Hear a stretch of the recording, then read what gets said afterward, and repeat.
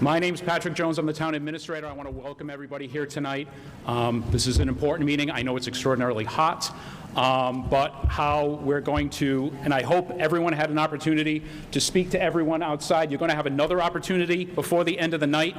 There is a table with my executive assistant who has a list to sign up for volunteers, Pfa'S test, and water delivery. Also, there's the representatives here from the Department of Health, Department of Environmental Management, the vendors for the water filtration systems, and North Tiverton Fire District. So if you haven't had an opportunity to go and speak with them, they'll be back out there at the end of this presentation in a Q&A. Please take advantage of it. Our purpose here tonight is to answer as many questions as we possibly can. We understand your concern with this. Your concern is our concern. That is why we're having this meeting, and I can tell you that this will not be the one and done meeting. It is my intention to have more community meetings like this as we continue through this process to get everyone on clean drinking water. So what is going to happen next in the lineup? We're going to ask DEM. They have two presentations, so I would ask your respect, your indulgence. We're going to have a Q&A period once their presentations are done. The DEM is going to go first, Department of Environmental Management, then the Department of Health will put their presentation on, and then once they're done with their presentations, anyone who has questions can come up to the mic and we'll entertain any questions. Okay, with that being said, I'll turn the presentation over to the Department of Environmental Management. Thank you.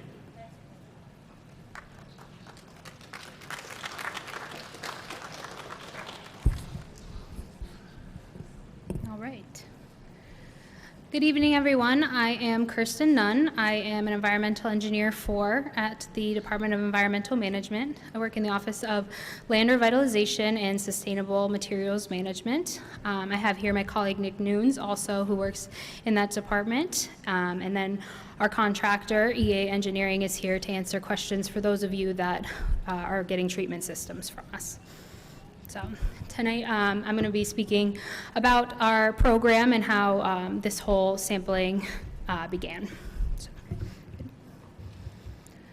So just to start, PFAS is a group of man-made chemicals that people call forever chemicals because it's something that does not break down easily in the environment. So they stick around for a while. They're best known for their waterproofing abilities. So they're found in things like your nonstick cookware, textiles that need waterproofing. And they've also been used in firefighting foams in the past. That's called AFFF, aqueous film forming foams. One thing to mention that this is an emerging contaminant. This is something that we did not know much information about relatively recently, and so the information relatively recently is that there are risks associated with consumption of these compounds.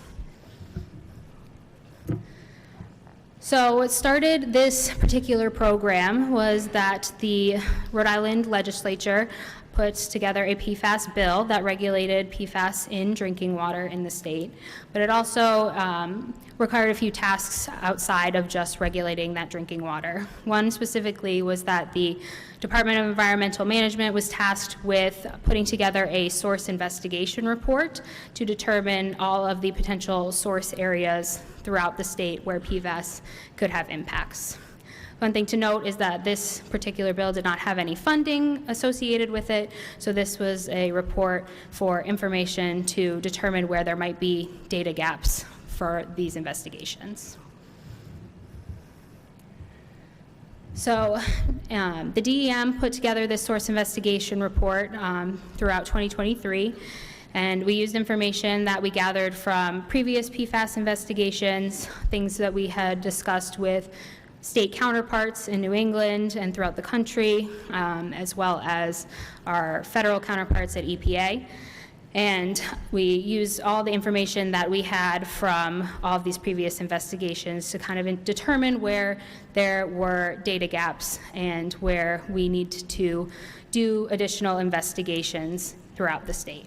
Some specific ones that we had determined were that fire stations and landfills are some of the potential areas that we had very little information around that we should do additional investigations for. So that report was finalized in May 2024. That is available on our website. You can find that and read that at any time. So that leads us to where we determined those data gaps. We needed to determine a funding source in order to start doing investigations in these areas. At the time, we were in talks with the Department of Health about the Emerging Contaminants for Small and Disadvantaged Communities grant. That is through the EPA, and that is where we determined we could use this money to sample private wells. The EPA had changed their guidance in 2024 from just allowing public water systems to benefit from this money to also have states that can determine that private wells are also considered small and disadvantaged. So in the 2024 allotment of that money, the DEM got $9.8 million in order to do private well sampling around these potential source areas that we determined in our source investigation report. So a little bit about this program. As you can see on this map, we have over 60 sites that we determined are in areas where private wells are the primary source of drinking water. It goes a little bit beyond just fire stations and landfills. We also included Department of Defense sites. We included sites where the Department of Health had done sampling and determined that there were elevated levels, but there was no particularly known source. Also car washes, things like that. So that list is what we have been working through over the last year and a half. We did about 12 sites last year, and we are doing 20 this year for these investigations. Can you go back? Sorry, just checking my notes. As part of this funding, we are able to provide treatment to those private wells that are impacted. Anything that we find that is above the 20 parts per trillion of the standard that is set by the Department of Health, we are able to provide treatment for those homes. And then in instances where there are public water supply lines nearby, we also have the option to extend those as well. So that leads us to how we started the investigation here on Crandall Road, specifically around the fire station number 3 and the Victory Church area. So this is our initial map of the areas that we determined that we need to take a look at. Our sampling radius is about a quarter mile to start. We do need to have a starting point, and this is all based off of information that we've gotten from previous investigations and from our other state counterparts. To about the extent of where we see most sites, there are exceptions where it does go beyond a quarter mile. And we do have money from the 2025 allotment of the Emerging Contaminants Grant that allows for us to do step outs so that we can bound these areas. So this particular area, like I said, is for the fire station and the church. The Department of Health had an exceedance at the church, and so we knew that they were close enough together that we wanted to make sure that if they were potentially the same source area, or if we're dealing with two separate source areas, it really was something we wanted to focus on because we had that information. So we sent out about 95 letters in those initial radii, and the sampling occurred in the end of May. The initial results that came back for those samples came back in the middle of June. We immediately contacted all of the homeowners that were in those initial samples that were above standards. These are some of the highest levels in private wells that we have seen throughout the state. So we made sure that the homeowners are the ones that knew immediately. Then we also immediately informed the Department of Health and began discussions with them in order to determine if it was possible to extend the water line on Crandall Road, because we did know that the north of the fire station was serviced by public water. So those discussions happened as soon as we got these results. So this is our current working map of the results in this area. As I said, they go quite high. The green area is anything below our standard or non-detect, and then the dark red area is anything above 1,600 parts per trillion. So we have sampled over 100 wells in this general area. We continue to do sampling. We have sampling scheduled for this area to continue next week, and we will continue doing sampling in this area until we get clean boundaries for where these impacts are occurring. So right now, we have about 34 exceedances in the area, and we're waiting for about 50 results. So this map will change based on what we get for those results. Those little waves you see in there, they will change direction based on what we receive, and we will go from there. If for any reason we need to continue to step out, we will. Like I said, our goal is to 100% bound this area and provide everybody who is impacted with clean drinking water. So this is our contact information. I'm sure most of you have mine. I've gotten quite a few phone calls from people of the area. We have gotten hundreds of calls and emails, and if we have not gotten back to you, we're working through them as quickly as possible. We did elicit help from outside of the program in order to just be able to respond to everyone in a timely manner. But we're doing so, answering everyone's questions as much as possible. So if you have any questions after this, please feel free to reach out. We also are going to try to make our maps publicly available. We finished that map literally this morning, so we're working on the location of where it will be, but we'll make sure that information gets to you. Great. And so now the Department of Health has some words. Thanks.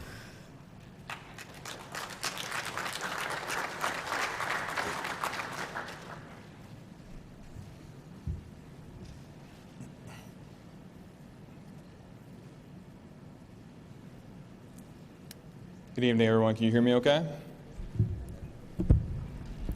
Can you hear me okay? All right, great. Good evening. Thank you all for coming out. My name is Zach Shepard. I'm the principal toxicologist for the Rhode Island Department of Health's Division of Environmental Health. I'm here today joined by some of my amazing colleagues. Dr. Larkin, the director, is here. Kathy Feeney, our division director. Joseph Wendelkin, our PIO. I also want to point out two of my colleagues, Isabella Silverman and Shannon Nakama, who have been fielding a lot of calls from Tiverton. So if you guys have spoken to someone from Rideout, it was probably one of them. Again, I want to thank you all for coming out tonight and for your time. Please know that no one wants this contamination. We are here to work with you to deliver results. Next slide, thank you. Okay, so today I'm here to talk to you a little bit about PFAS, its health risks, how it can get into your body, some tips and some next steps for people who are on private wells living in Tiverton, and some contact information to close. So to start out, we're going to talk a little bit about the health risks associated with PFAS. PFAS can build up in the body over a long period of time and contribute to the risk for negative health effects. So there are a couple of important things to note there. PFAS is what we consider a chronic contaminant, meaning that those health impacts come from exposure over the course of your lifetime. This is not like a poison that you're going to drink and you're going to immediately feel a health impact. It increases your risk for certain health impacts. It does not guarantee that being exposed will lead to a health outcome. There are also a wide variety of health impacts that have been associated with PFAS. I've listed a couple up on the slide: higher cholesterol, lower infant birth weight, weakened immune response, and an increased risk for kidney and liver cancer. Those are some of the best supported health outcomes for PFAS. Again, exposure does not guarantee a certain outcome, and these health outcomes have a wide variety of different factors that influence them. If you're interested in more information, you can scan the QR code with the camera on your phone, and that'll bring you to RIDO's PFAS webpage, where you can learn a little bit more about this. So, as DEM said, PFAS is really pervasive in our environment. It's everywhere. It matters that PFAS needs to get into your body in order to increase your risk for a certain health outcome. But how that happens is important.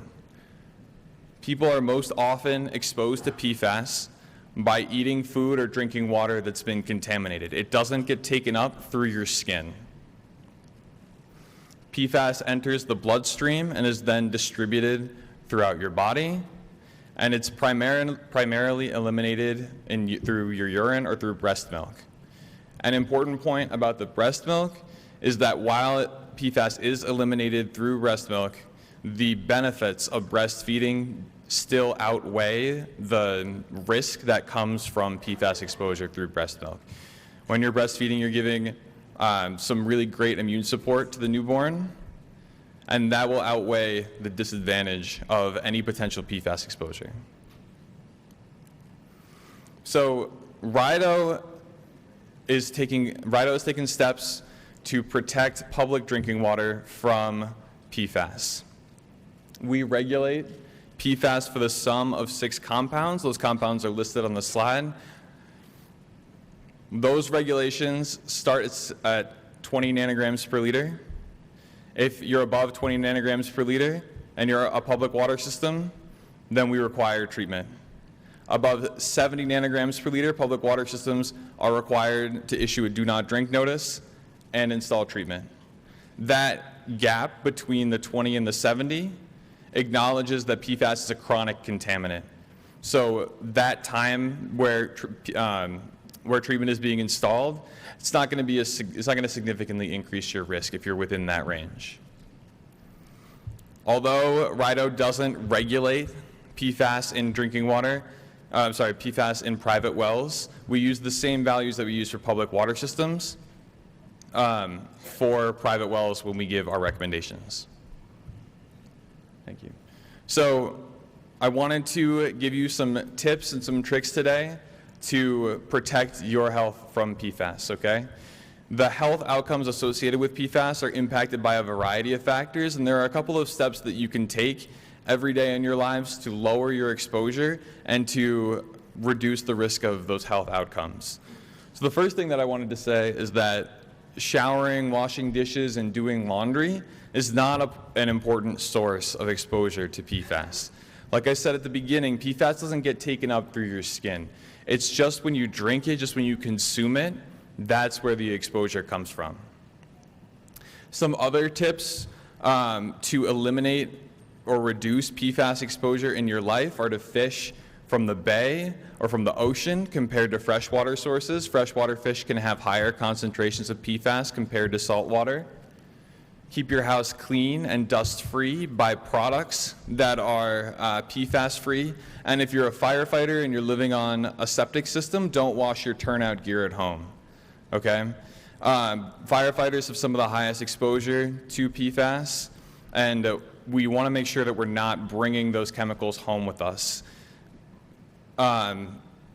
There aren't many other careers out there that use perfluorinated chemicals at work, but if you do, you want to make sure that you're not bringing those chemicals home with you and that you're being careful when you're at work that they stay there. You can also see your doctor for regular checkups, exercise, and eat healthy. Exercising and eating healthy, definitely super important. That can help reduce the risk of higher cholesterol. We talked about how PFAS can increase your risk for high cholesterol. A little bit of exercise and changing your diet can lower your risk overall, which can improve that health outcome. If you have a private well, which is the part of the reason most of you guys are here, the most important point is to get that water tested, okay? And over the next couple of slides, I'm going to talk about how we test drinking water, or how we test private wells through the DEM program and through RIDO. So first is testing for drinking water if you're within the area of investigation where DEM is working, okay? The area is highlighted on the map up there, and if you're within that area, you should contact DEM. DEM may also reach out to you. If they do, make sure that you follow up to get your well tested.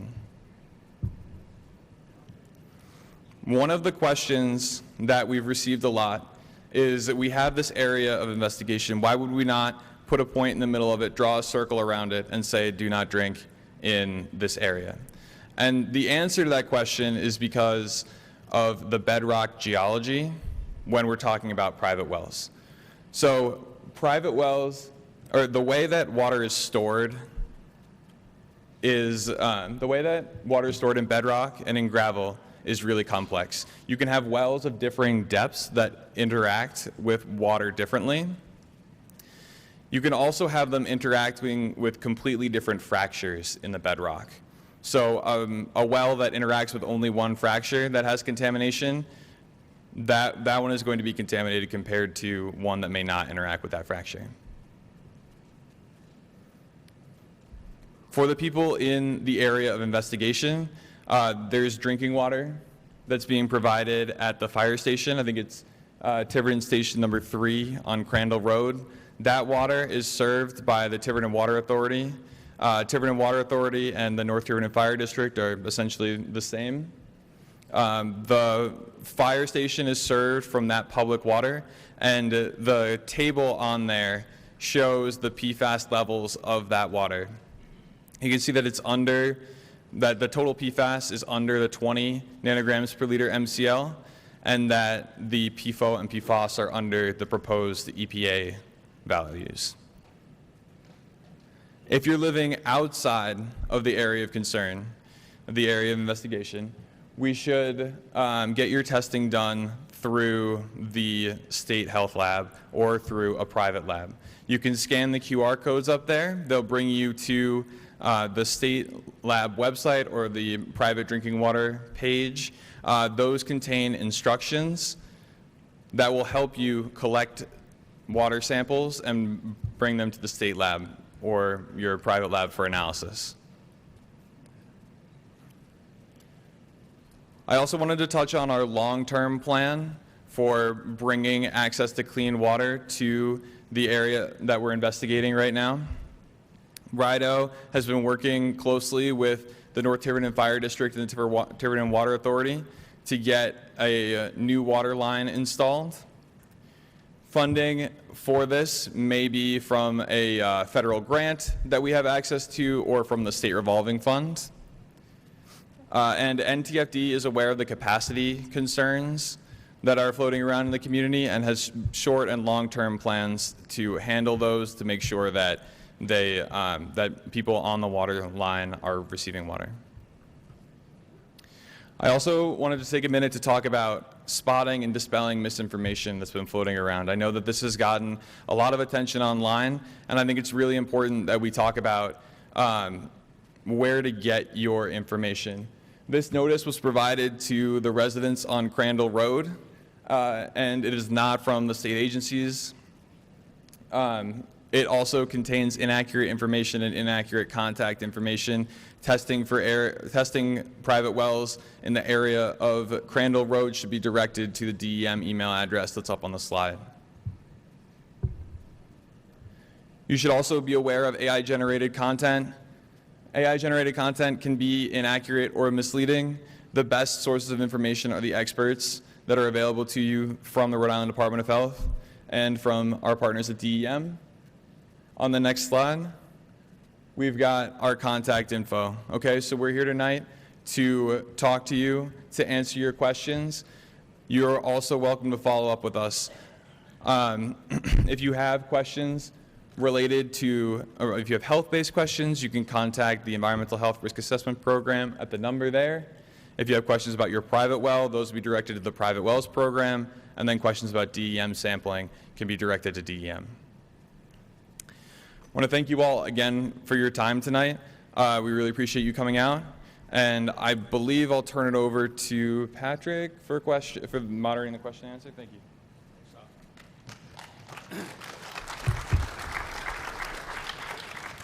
So I know a lot of people are taking pictures. All of these slides are going to be made available to you on our website, DEM's website, and DOH's website. So I know it kind of went a little fast, but that's okay. We're going to put them all up by tonight. So, and we'll send all the links out via social media and via the website. So now we're going to open it up for question and answers. I would just ask, DEM is here, Department of Health is here. They are our guests in our community. Please be respectful, as I know you will be, but don't hold back on your questions. That's why they're here tonight. So if you have questions or concern, that's why we need to hear it, and we need to hear the issues that you're facing. So if you want to step up, the microphone is right over here.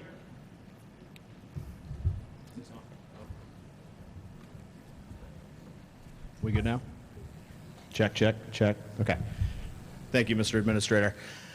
My question, and first off, I wanted to say thank you to DEM and to DOH for coming this evening. I'm sure there's going to be a lot more people lined up behind me.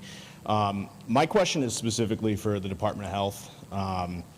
So it was reported today in the Providence Journal that Department of Health tested the Victory Church a year ago.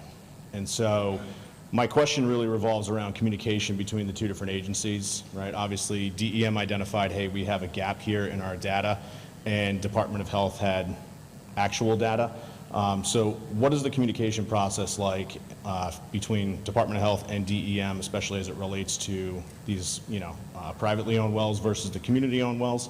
And then secondarily, have you guys tested every single other community well that exists in our town? Because I know we have a number of residents who are on community wells from the various trailer parks that are expressing concern as well.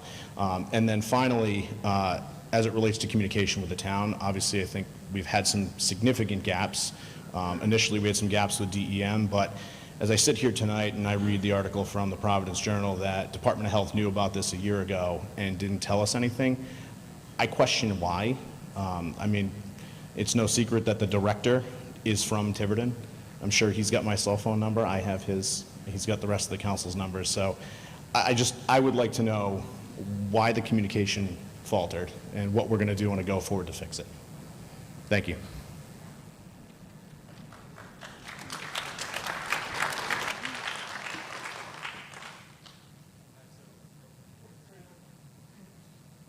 My bad, sorry, guys.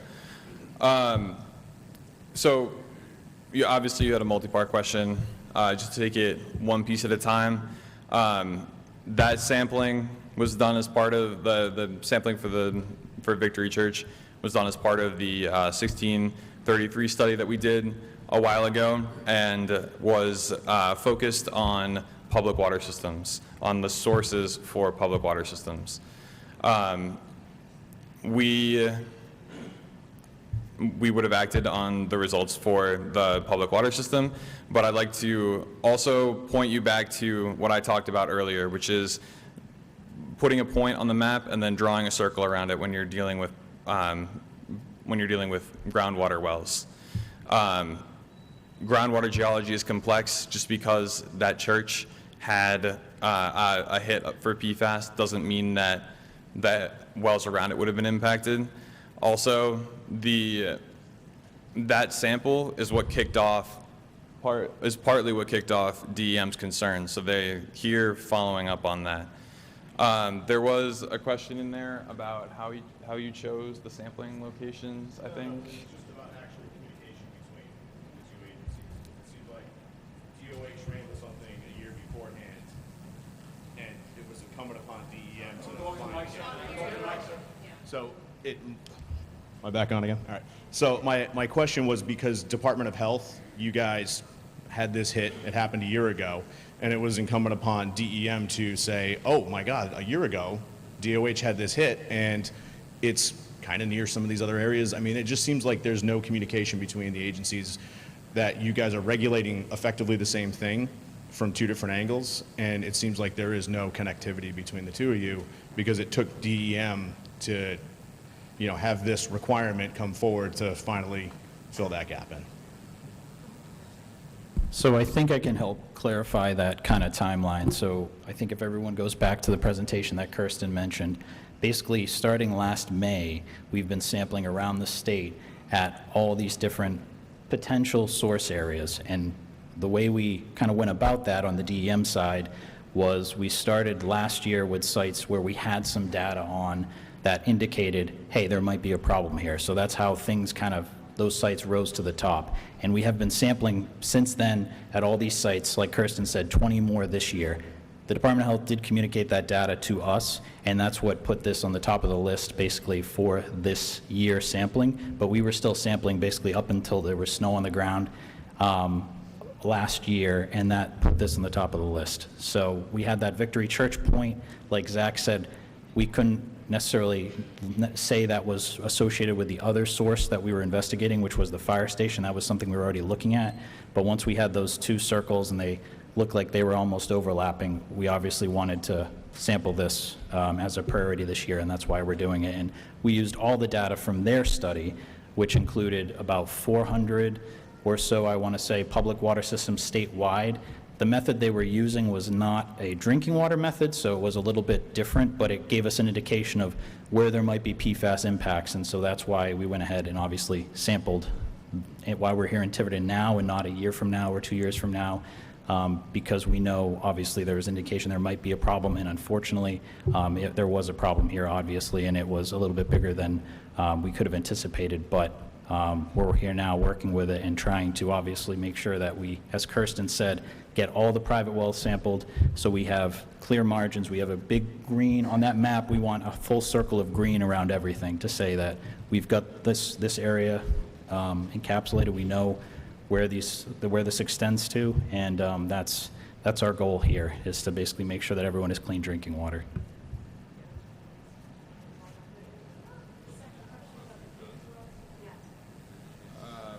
Sure, yeah.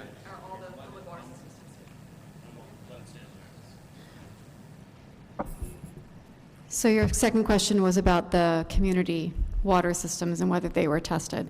So RIDO started testing a lot of the community water systems in the schools back in 2017 before the regulations came out. And then the regulations came out and we started sampling again. So we have sampled every community public water system in the town and in the state, as well as every school. They're called non-transient, non-community water systems. So those types of public water systems where you have the same people there drinking the water all the time, like schools, workplaces, communities, they've all been sampled.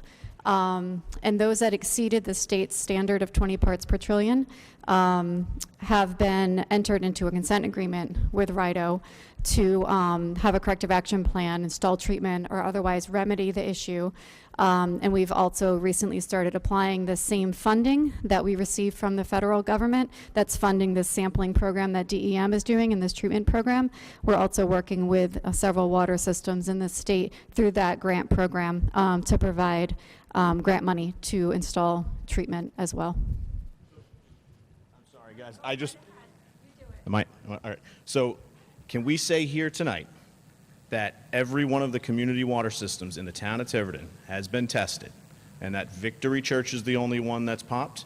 Or are we waiting on somebody else to come forward? So, for instance, if there is a mobile home park and there's 24 different homes on the same single well, have we tested them? What is the answer that we give to those individuals? Yes, so we've tested all community water systems. The church is considered a transient, non-community water system, so you don't have the same people drinking the water there on a daily basis like you do for the schools and the communities. Transient, non-community water systems are public water systems, but they are not required to be sampled for PFAS, or they're not required to install treatment per the regulations. They can, but they're not required to under regulation. Okay, thank you.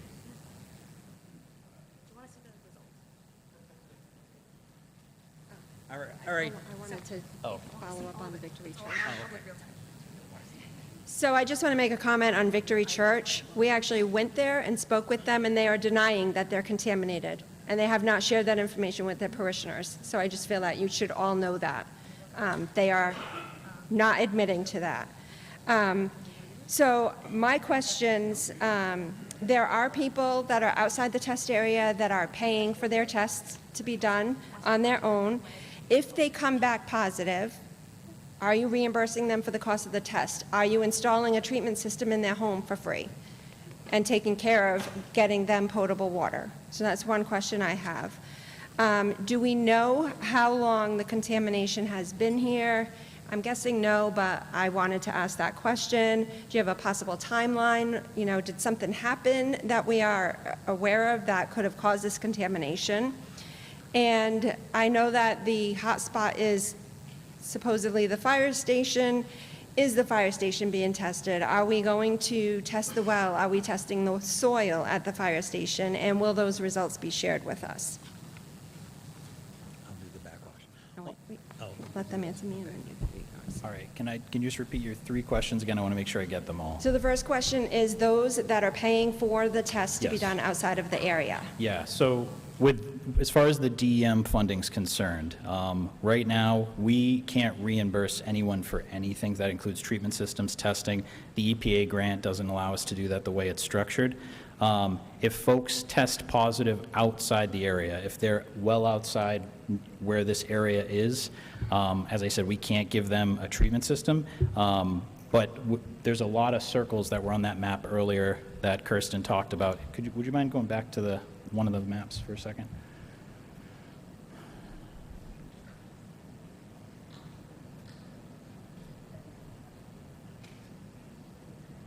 Be the DEM one.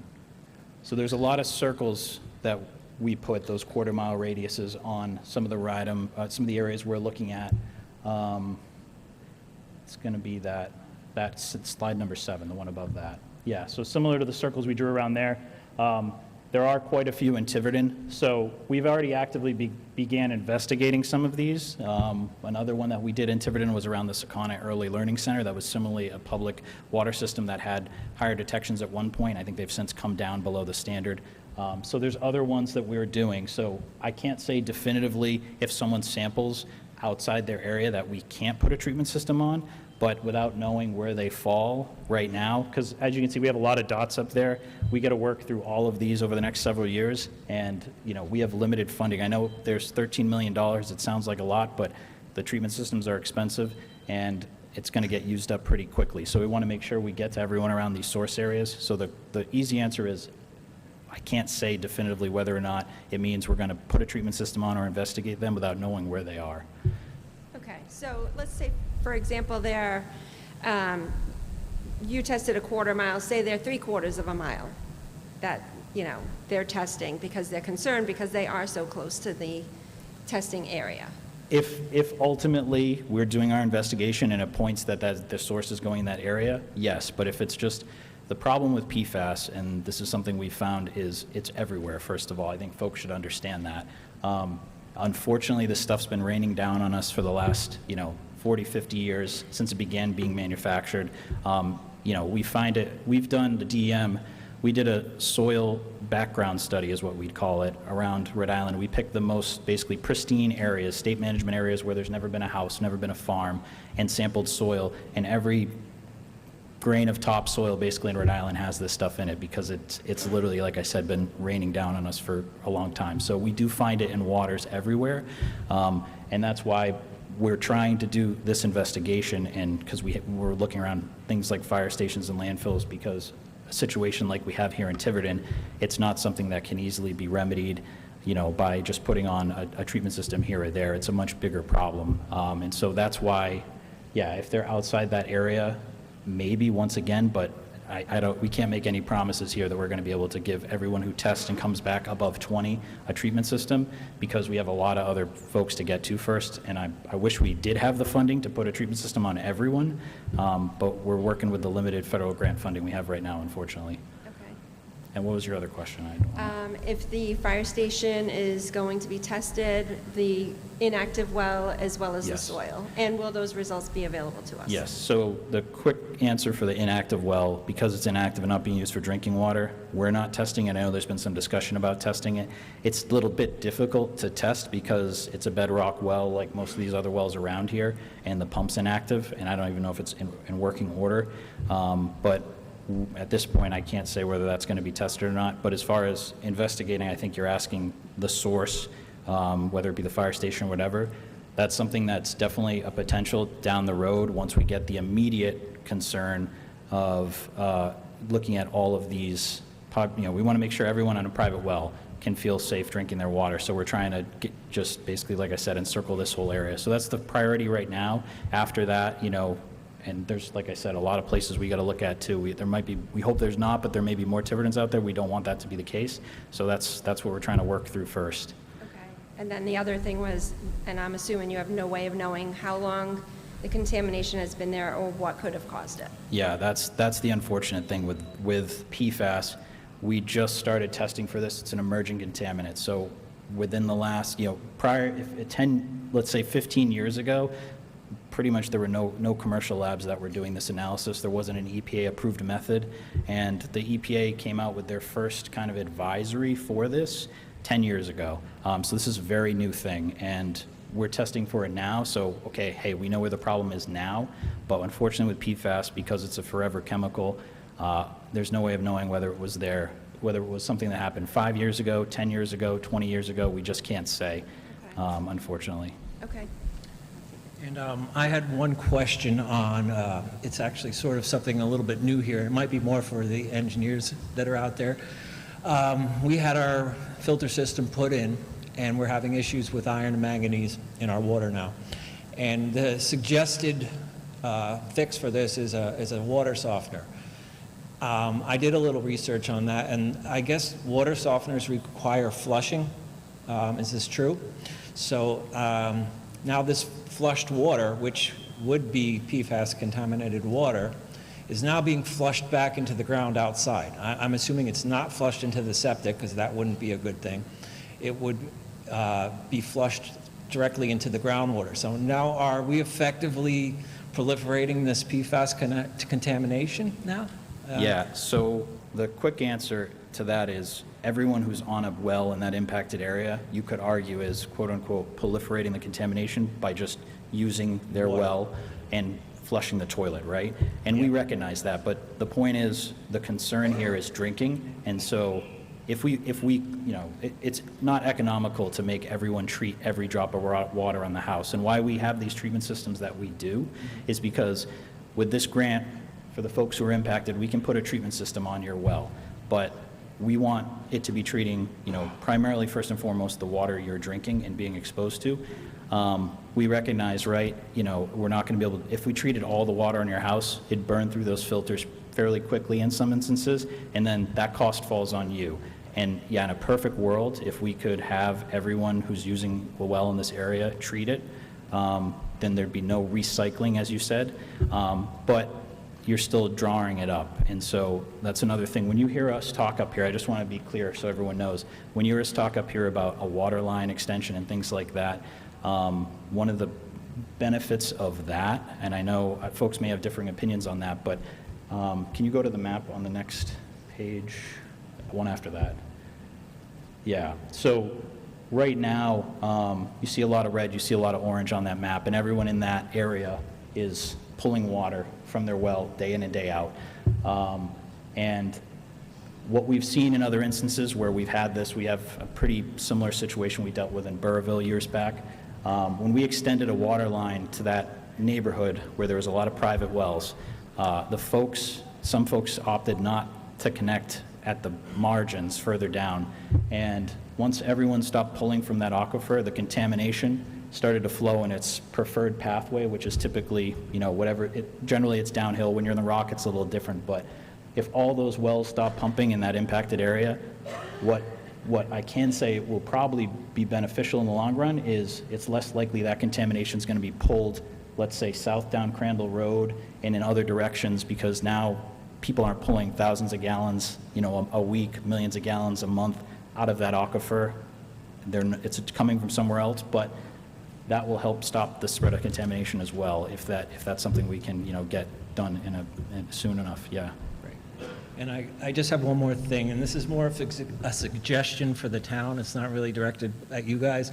And I might be late to the party on this already because my wife sort of told me as we were coming up here what was going on. But last night at the town council meeting, you guys talked about delivering water to all the affected residents, and we were going to have a sign-up sheet. Yes. I think the sign-up sheet doesn't work. Okay. Because there's people here. What you should do, you know all the residents that are affected. Just deliver the goddamn water. That's it. All right. And I do want to address a couple of the other questions as well that got brought up. There's also a sign-up sheet, and I know, okay, for the residents that are outside of the impacted zone. So I know I spoke with a resident on Saudy Pond who's just on the outside, but it was probably within 250 feet. And like DEM said, they're still trying to find those clean margins, which will also go into your other question as well. Once they are conducting a contamination investigation. Once that contamination investigation is complete, then we can move into a potential source investigation. It is the town's plan to look at that well, to look at that fire station, if it is the likely probable source. So that is our plan, like we discussed at the meeting last night.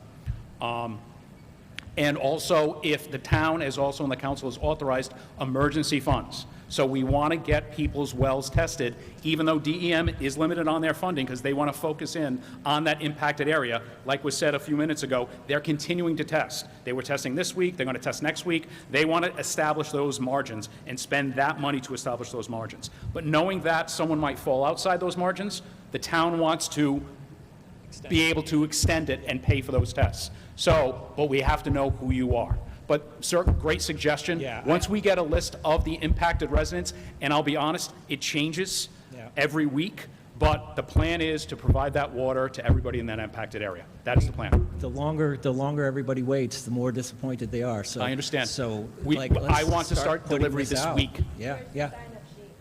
It's at the table, the And first like one. I said, there shouldn't be a sign-up sheet. Let's just get it to everybody. And I understand, but I want to be able to, because the other thing that happened today, of the initial conversations that I had, was the water coolers.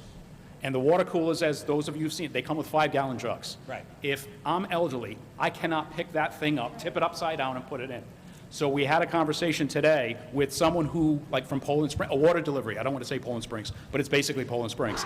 They are recommending getting cases of water, so you can put one in your bathroom to brush your teeth. You can put a couple in the refrigerator. So this way you're getting cases of delivery, and we're going to have a conversation with that company tomorrow because they supply water in these type of emergencies that best suits residents impacted. That is our plan. Sure, we can get volunteers to lift those 5. You're already volunteered, Yeah, so. we all are. Get you more. All right. There's a sign-up sheet for that, too. So, thank you. Thank you. So when you walk, it's the first table. My assistant, Mary Lou Sullivan, she's there. There's a sign-up sheet to sign up. Go ahead. A.G. Miranda, 600 Main Road. Those are plastic bottles that the water comes in, right? Okay. Good enough. And another comment, just another question based on the comments. Doesn't the septic system filter the water that drains off anyway? So it must drain some of the PFAS, right? So the septic system itself isn't meant to filter out PFAS. Some of it may get caught up in the sludge that's pumped out, right? Because PFAS, what it does like to absorb to is organic matter. So we all release a lot of organic matter. It ends up in the septic tank. So some of it may get bound up in there, but it's not filtering it out specifically. You know, it's more, that's more meant to filter out solids and things like that, but a lot of things pass through septic systems. PFAS is one of them. And the other thing too, I'll just note with septic, you know, there's a lot of outside sources of PFAS too that can end up, you know, being drained, you know, dumped down the toilet, whatever. It's in so many products. So like PFAS, even if you're not in an impacted area, septic we find can be a source of PFAS, just because of the nature of how prevalent it is in all our consumer products and what ends up going down the drain, unfortunately. Well, if you don't mind, the more that's said, the more questions I have. First of all, could you explain, when you were talking about the 5 chemicals, that something's measured in nanograms per liter, that's per liter of water, and how does that relate to the parts per trillion when you test a well? Yeah, so nanograms per liter is the same as parts per trillion. So they're one and the same. It's just 2 different ways of saying the same thing. You know, it's like inches and meters, but this is exactly the same. So that's when we're talking about parts per trillion, we also mean nanograms per liter.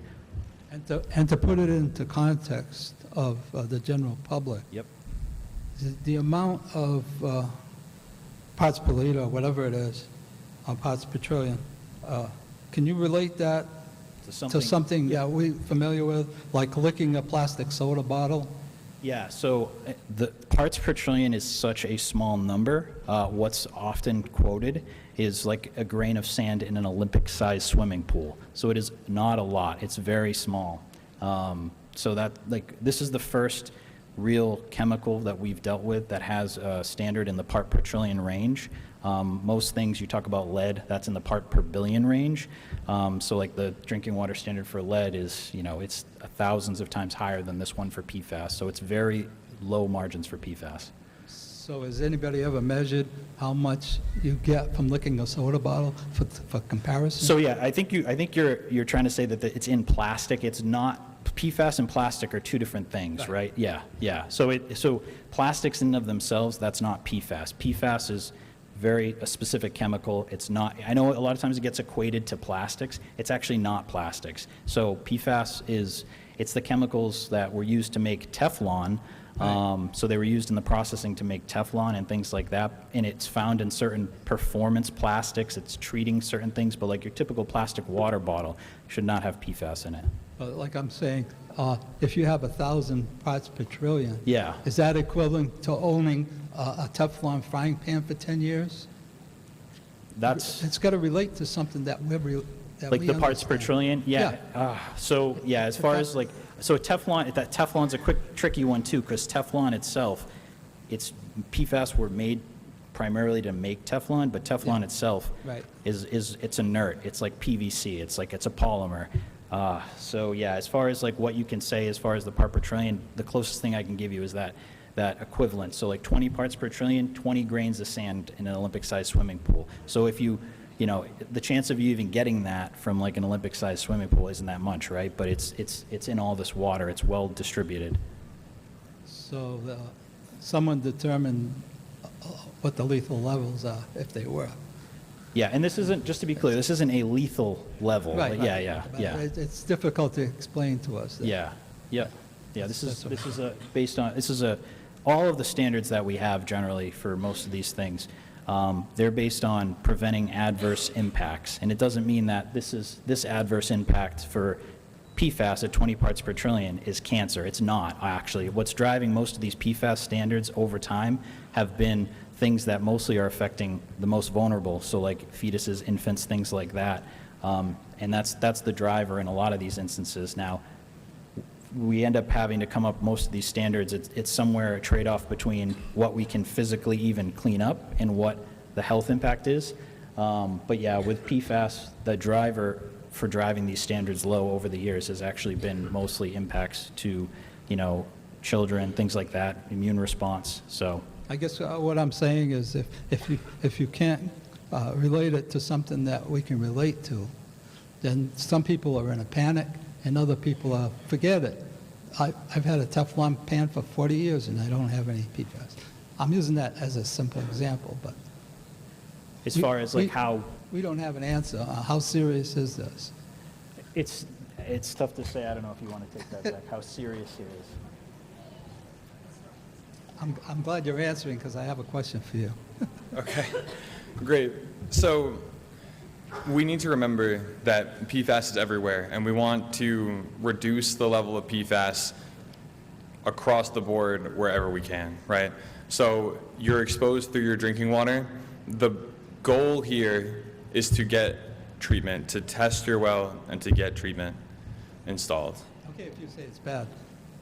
So my next question for you is, when you say it may affect cholesterol, does it just affect the general level of the triglycerides, or does it affect the HDL to LDL ratio? What specifically does it do to your cholesterol? It's going to increase your HDL. So your total PFAS will go. Oh, that's good then. Yeah. If my I'm sorry. HDL is up, right? Well, you want to, Because my HDL is low. having low cholesterol, you do want to make sure that you're lowering your cholesterol, exercise, diet. Again, that's a way that you can balance out the health risks of PFAS. The overall cholesterol, the triglycerides, the overall level, right? I'm Because I not have- quite sure about your question. Well, I have good, But- I have good cholesterol, Yeah. but my ratio is bad. The HDL is low. Yeah, well, maybe, if we're going to talk about your specific health impacts, maybe we can take this offline. I can give you my card. I'm here after, if that's okay. But we have a couple of people who have questions behind you. Okay, well, you just brought up medical things, so I figured I'd ask a medical Yeah. question. I guess I have to ask a doctor then. My next question, no, next to last, is testing required to sell a house, like radon is? Is radon required? Want me to answer this one? Sure, Sell a go for house? it. You can just take it from there, Shannon. Yeah. Okay, oh, wow, for once it's my height. This never happens. So, the required tests for buying a house currently do not include PFAS on that as well. Radon in air, that's something that may not required. I have to ask the air radon folks. Water radon is also not required. If you'd like, you can come find me. We have an info sheet on all of those tests. But currently, PFAS is not on any of the state law required panels for mandatory testing. If you do have a license, however, that you are getting through another agency, like childcare is an example, I don't think they actually require it, but if they have extra requirements to get that license that you have to test your well, then you'll have to do it there. But for home sales, currently does not add it to the panel for the requirements. You can opt for it, though. Okay. So you're more concerned about those trial places that people just travel through. Never mind. And lastly, the remedy, as I understand it, is a treatment system, if necessary. Now, when you have this treatment system, you say it's carbon filters or whatever, who changes the carbon filters? And what do they do with them? Throw them in the trash? Yeah, so in the case of carbon, if we end up putting a carbon treatment system on an impacted home, that carbon is typically something, that's not a filter you could change yourself. That's the one thing that's different than the other system that we offer, which is a reverse osmosis system. That's a little more straightforward with your typical spin-on type filters. But yeah, the carbon itself, once that media is used up, typically a licensed firm will collect that and replace it, and that carbon typically gets destroyed or regenerated. So that's the special case where that's not something a typical homeowner could do on their own. So then you have to contract a service to come in once a year and change your carbon filters. Yeah, not necessarily once a year. It depends on your levels. It can be every 2 to 3 years. But yeah, that's something that we're pretty transparent about, and that's one of the limitations of this grant is the long-term maintenance does fall on the homeowner, but the upfront cost, of one of these systems is anywhere from, upwards of $10,000 or more, depending on the complexity of the install. So we're taking, most of the burden up front off you, and if we could I wish we could pay for the maintenance, but we can't with this grant funding, unfortunately. But yeah, that does fall on the homeowner. And I suppose they wear hazmat suits when they come in to change the filter. No, they do not, no. That's not that bad. Okay, thank you.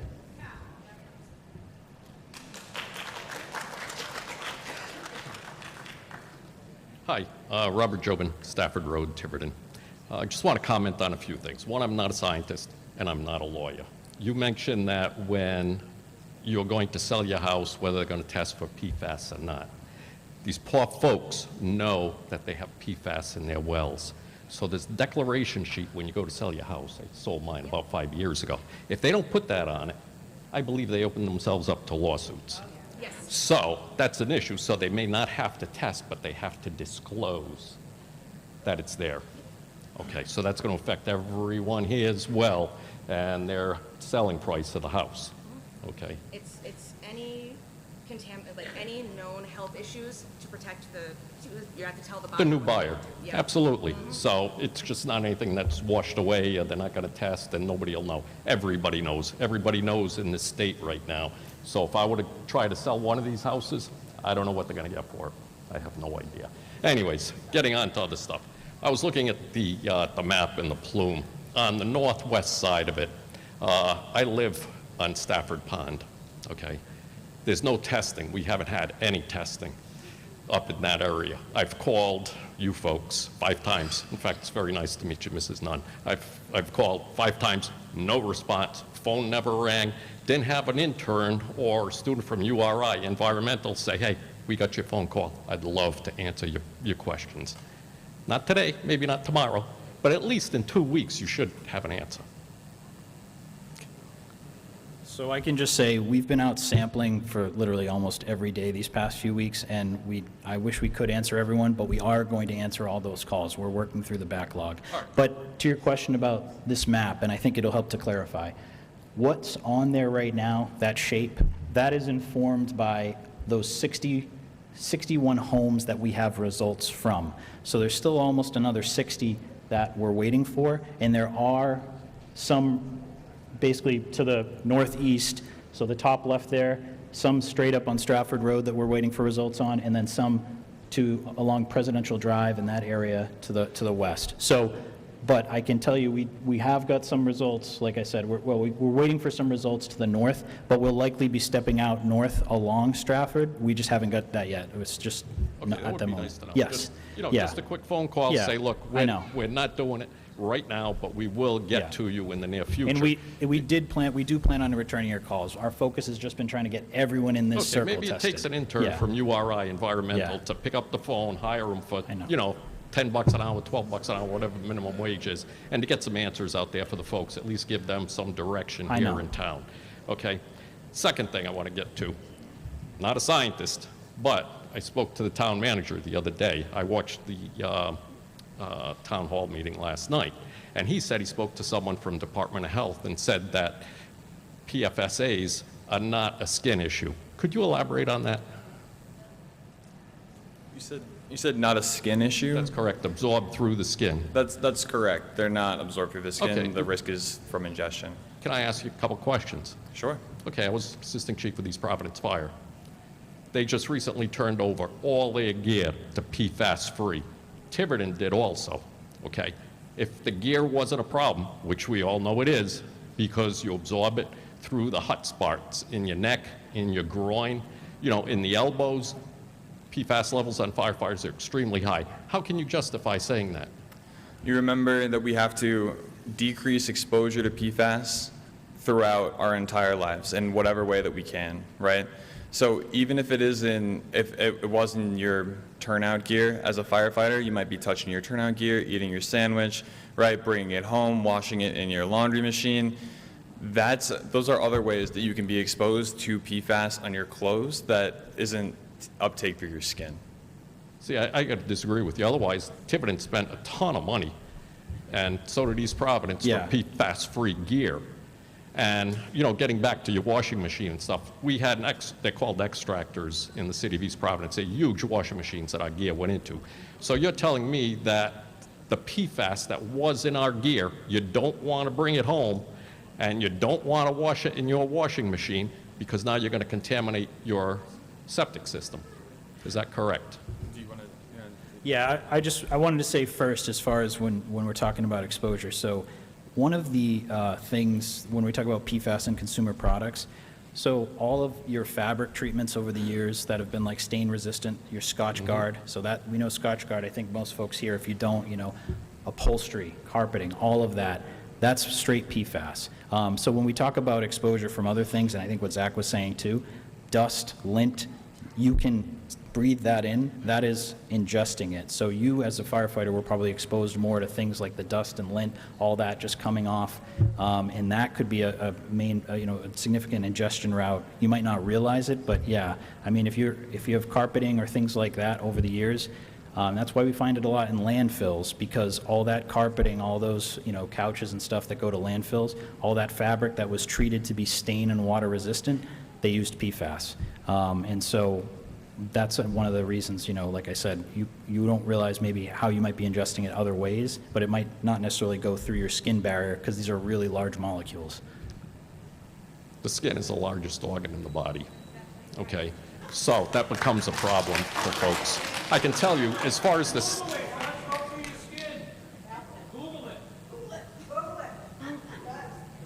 Good idea.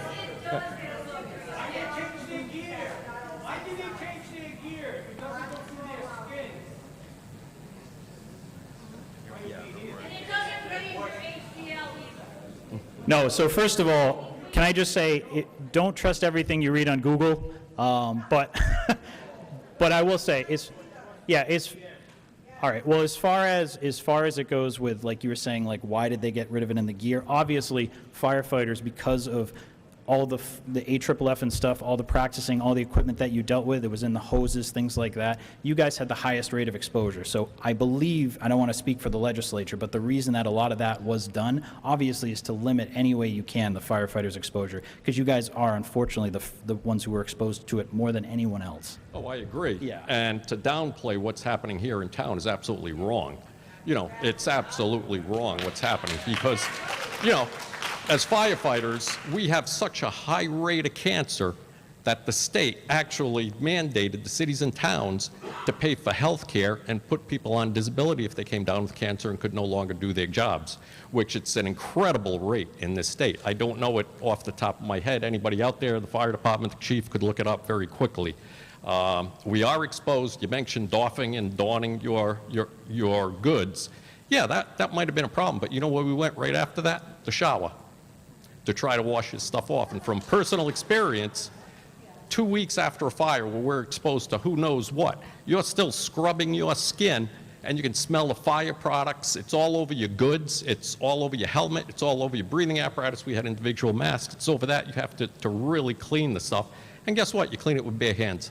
These folks, if they have to clean stuff around their house with Pfa'S, with water, they're exposed to it at that point. So, you know, there's a lot of individual things going on here, which, unfortunately, my own personal opinion is there's a lot of double speak here.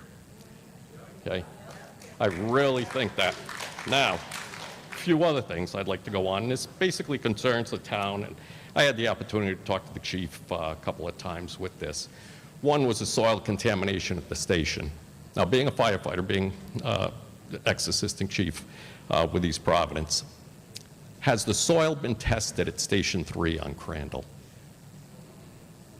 No, it has not. So Okay, that should move up your list, because these firefighters may be exposed 24/7 to very high contaminations in that fire station or near the fire station in the grounds. Plus, I don't know if you knew, they had a couple of Connex boxes there for training. So now if they're doing their training, kicking up the dirt, they're not only contaminating themselves, but they're contaminating the new Connex boxes for training. So I mentioned it to the town manager, the chief, and I didn't know if they put out an SOG, standard operating guideline, not to use those till we have testing. That's a question for the town. So we did talk, and obviously we're going to look at, like I said before, we're trying to get the good drinking water, but that doesn't mean we're discounting our firefighters.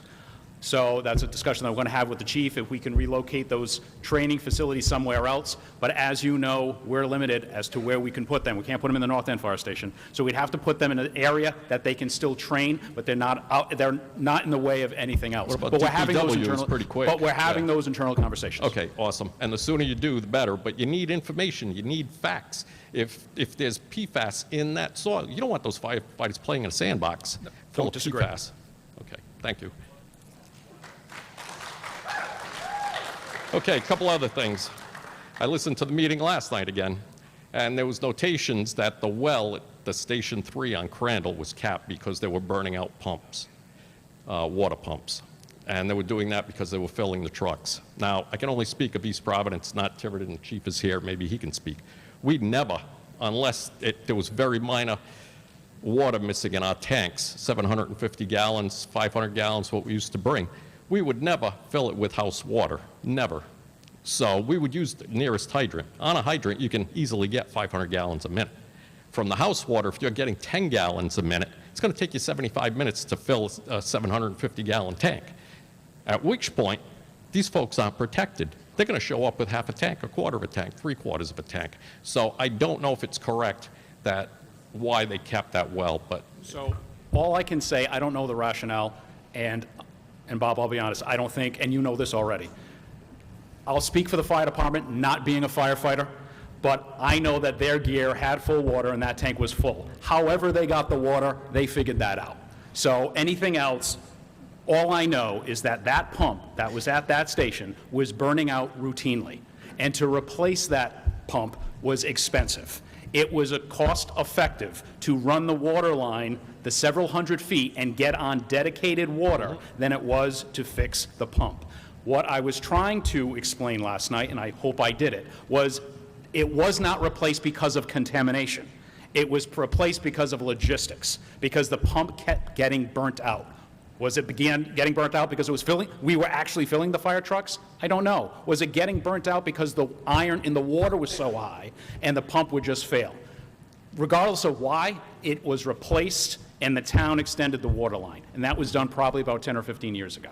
Which is fine, but my concern with all the issues happening here is that it was capped for another reason. What that reason was, I don't know. It'd be much better if the town came Right. forward. Right. Okay. And that's, and it will be. Yeah. And it will be. Okay. Next one, land contamination. We're talking about water contamination here, but they're presently working on the corner of Stafford, Crandall, Bulga Marsh. They're moving dirt. We don't even know if that dirt's contaminated at this point, and where's that dirt going? You know, we need some answers. There's also questions of more development along Bullducks Lane. I assume, I can't really read the map, that that's contaminated also, or very close to being contaminated until we have more test findings. I've heard through different sources, third parties, so don't quote me on this, but I will ask you the question. Should they be removing dirt from that area to move it into another area that they're talking about more development, which is not contaminated as far as we know? So are you talking specifically about the work that's happening at like the Four Corners up there? Four Corners and Yeah. more development that's going on in town. Bullducks, they want to, I believe, widen the road and make another development down there. I've heard they're taking dirt from there, which I believe is in the contaminated area. So should they be removing dirt at this point, or should there be a stop work order from the town? Yeah, so just to be clear, this map, those colors, that's all in the bedrock aquifer. So this map doesn't tell you anything about how the soils are. So, and frankly, with PFAS, you know, there's likely a source area, obviously, somewhere that's feeding all this, but, you know, it's probably very small, and it could have been, if it was, let's say, from something like training with AFFF, it's probably confined to that area, and this PFAS is very soluble. It goes right down to the water table and will flow whichever way the water's going. Okay. And unfortunately, in this case, it flowed down into the bedrock, probably because everyone's, you know, on wells here, so it's drawing it down.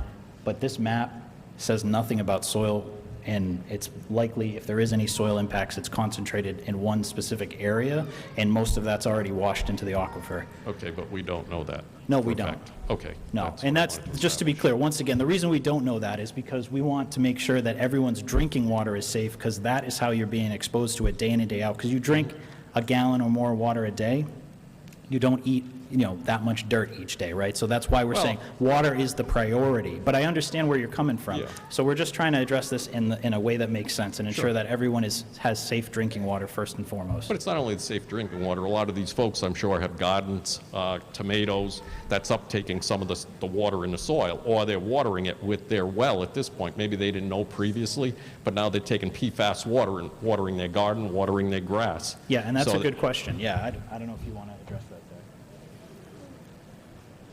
Yeah, honestly, the pathway of exposure from groundwater to plants to people is something that we're looking into right now. And again, PFAS is an evolving subject matter, right?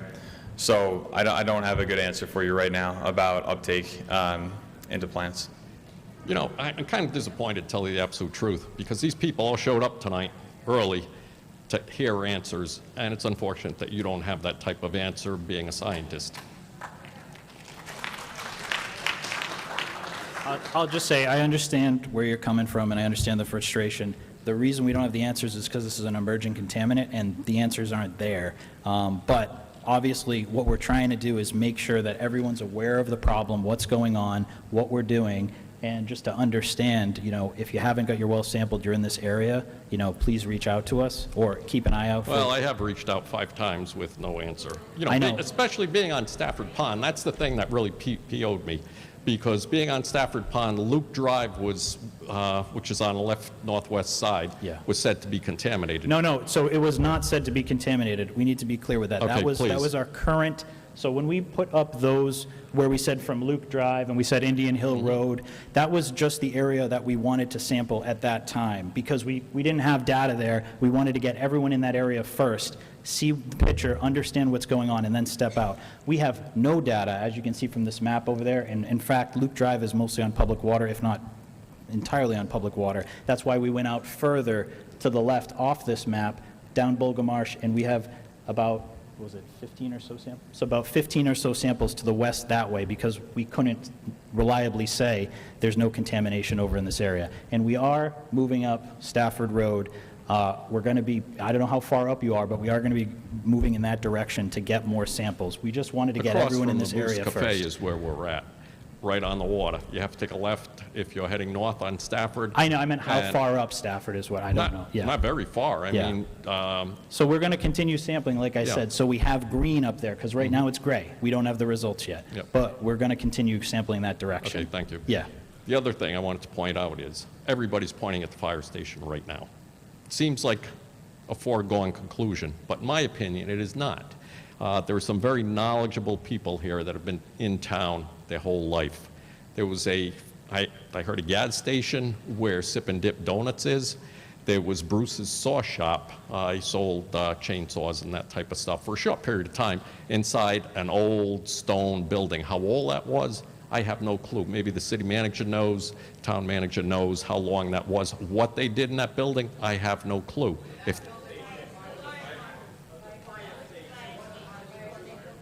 Okay, so at fire station. So is the current fire station the center of the plume, or is the old fire station the center of the plume?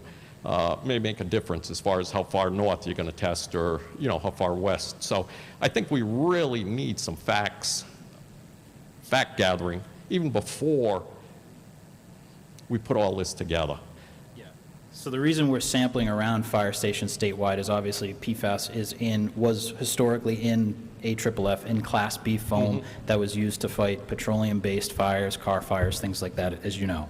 So that's why we're doing it. And we're not saying it's definitively the fire station or not. As you can see right now on this map, right, we have the hottest red zone, and then there's nothing on the other side. So we need to fill in those holes and figure that out. Absolutely. And then, yeah, if we have a dead center of like a hard red in the center of that, maybe it points more definitively to that's what it is, but we're not blaming anyone, we're not blaming the fire department, right? I think we need to be clear about that. This stuff was just banned, PFAS was just banned in the foam officially by the legislature starting last January. So and equipment as well took effect then.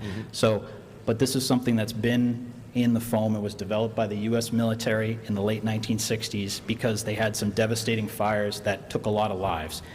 Unfortunately, like a lot of things, we have asbestos is a good one. There's PCBs, DDT. There's a lot of things that we created. We realized, hey, this does a good job at what we're trying to do, and we don't realize the harmful effects until after it's been out for 20, 30, 40 years. And that's the case with this AFFF. But obviously the fire department, even if it was them, they weren't out there spraying this thinking that there was anything wrong with it other than it was dish soap and it made bubbles. I mean, that's the reality of it, unfortunately, is that it wasn't necessarily known up until the last decade or so how harmful these chemicals were. So I agree with you 100%. Yeah. And the foam itself it's a fabulous product. It saved lives. And in your database, maybe you should check with the cities and towns, see if anybody had cellar fires, because foam was used in cellar fires. It was very effective to put that out. So now that would be a high concentration of foam in one particular house. Yeah, we're not, like I said, we can't say definitively it's one thing or another, but, when we see these high levels, foam is always, one of the things we think of first because the levels are so high. It's tough to get that much PFAS in the environment outside of like a concentrated, PFAS source like AFFF. Understood. Last question is for the town manager, basically. Sorry we didn't chat about this before, but yeah. All these folks are affected, and this is their life savings that they put into their houses, into extensions to the house, into, it's their life's work. They didn't buy the house because they didn't like it. They bought the house because they love it. But now, with the real estate aspect of it, what's the town going to do as far as revaluations for all these properties?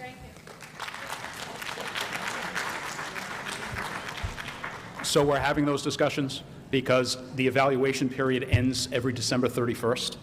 And then that's how we evaluate your house, and that's how we send out tax bills. So we had those discussions today. We're having them with the assessor, with the solicitor, and with the council. And I know it was brought up during one of the council meetings. Is there something that we can do to reevaluate the homes until at least they get on water? Those are discussions that we're absolutely looking Yeah, at. absolutely. Plus, you have to talk to realtors.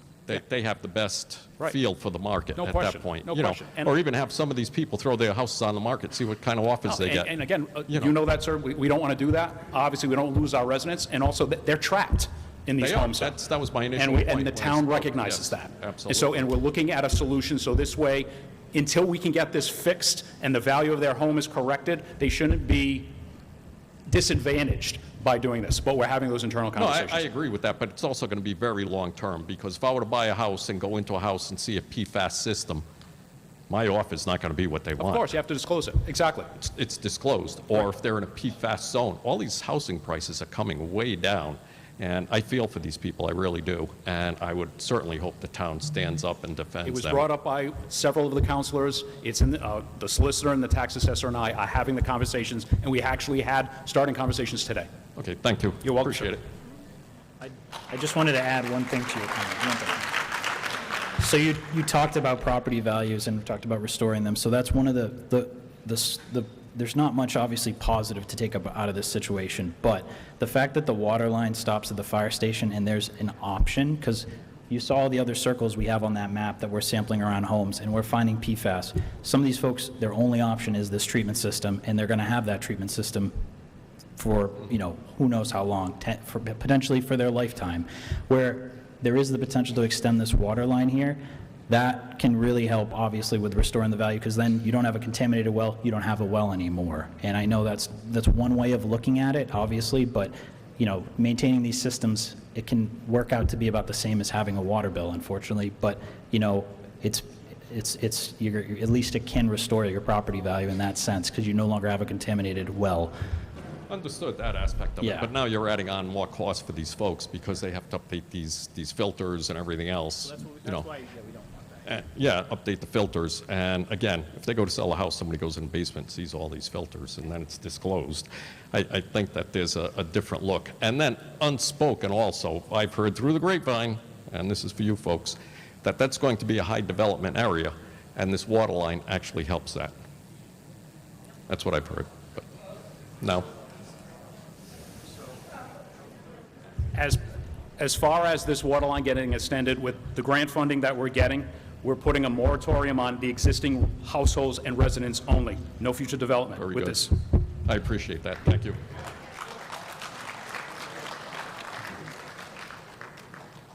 Hi, Bill Bowley from 75 Crandall Road. A lot of my questions have been answered already, but one of them is about the filters. And so if we look at the filter system that we're talking about, and we deal with the pH and we deal with the iron content in it, and possibly have to add 2 systems to it.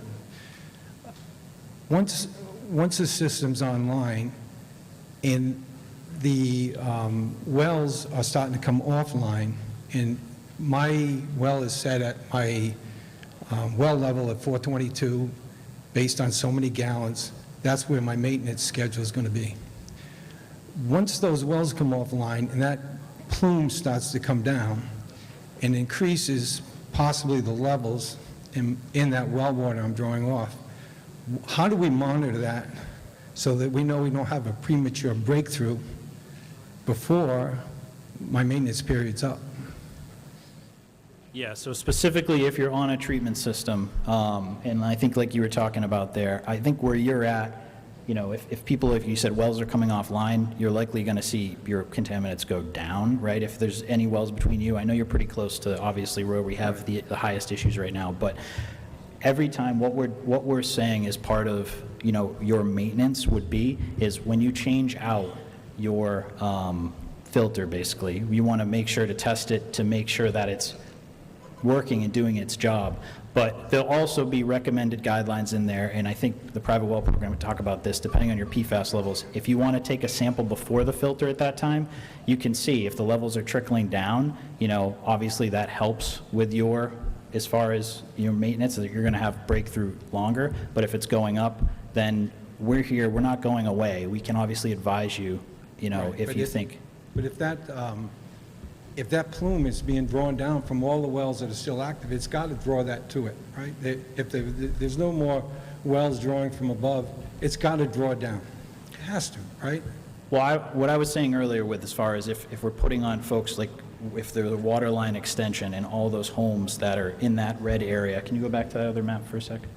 yeah, if all the homes that are in the red and the orange, if their wells, we connect you to public water, right, and you're not on your well anymore. Right, then that issue goes away. That goes away, yeah. Right. And that's Right. the ideal solution here is, Right, yeah. but if it's done in a phase, then there's going to be lag time between wells coming offline. Yep. So as the wells come offline and you're down south of that, your wells are still active, you're drawing in the contaminant and maybe raising the well. I see what you're saying, yeah. So I mean, once the well gets yeah. raised, you have no idea unless you test it.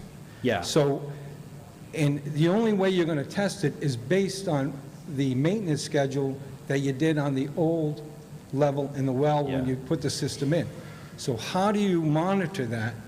And is there a surveillance program that you would do that would periodically check to see, as you're taking wells offline, to see if that plume is coming down?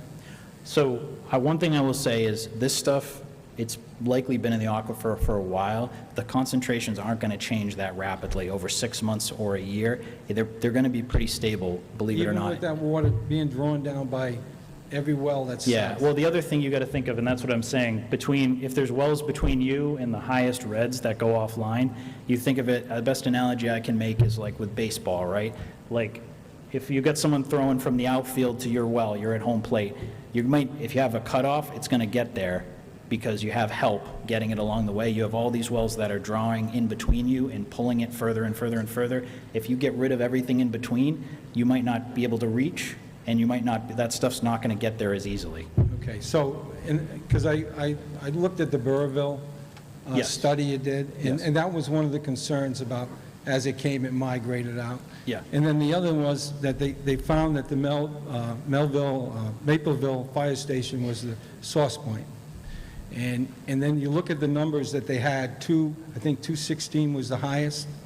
Yeah, that report, a little different. Back then, we had a different standard, so it Okay, was actually so- higher, but yeah. Okay, no, all right. Yeah, so- it was slightly So higher. if you can tell me what the difference is, that might help me. Yeah. Was it 4,000 with 214? No, it was not, so we didn't have as high as 4,000 there. It was, Okay.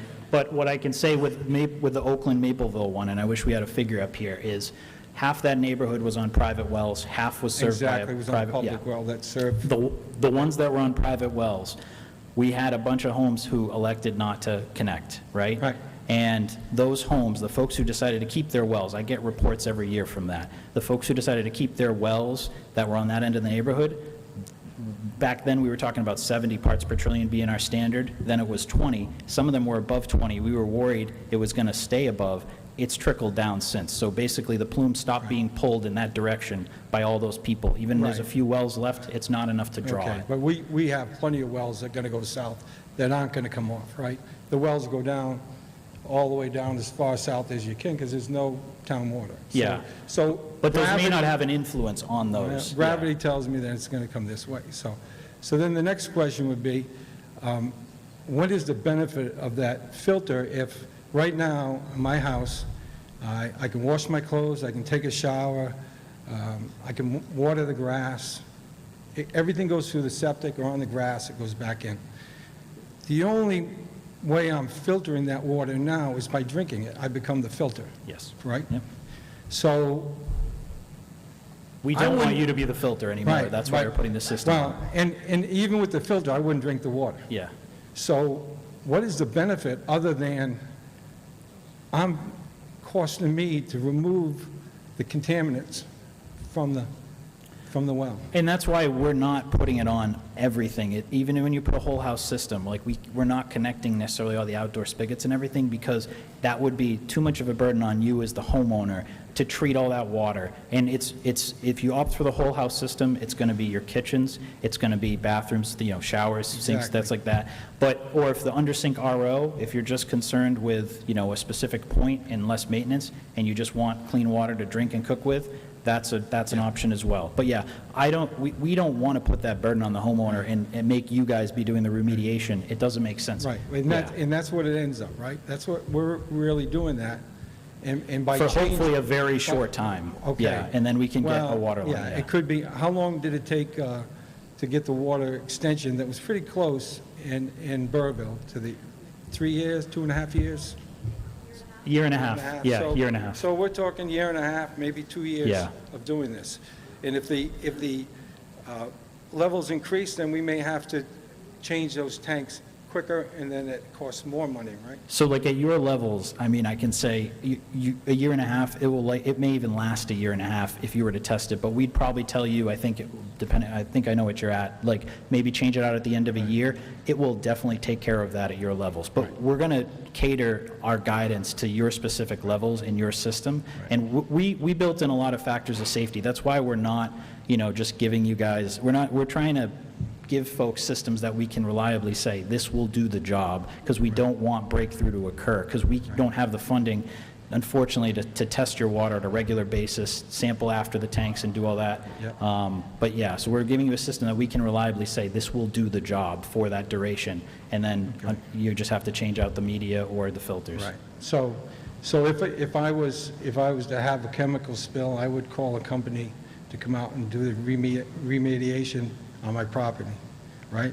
No, as far as that, no, Yeah, no. well, I'm just saying in that, so nobody pays to have it taken out. That would probably, it's kind of a crazy thing for me to do, when if it was done by the town or somebody else, you would think the town would pay that maintenance. So they have some skin in the game that maybe has them speed up the water process.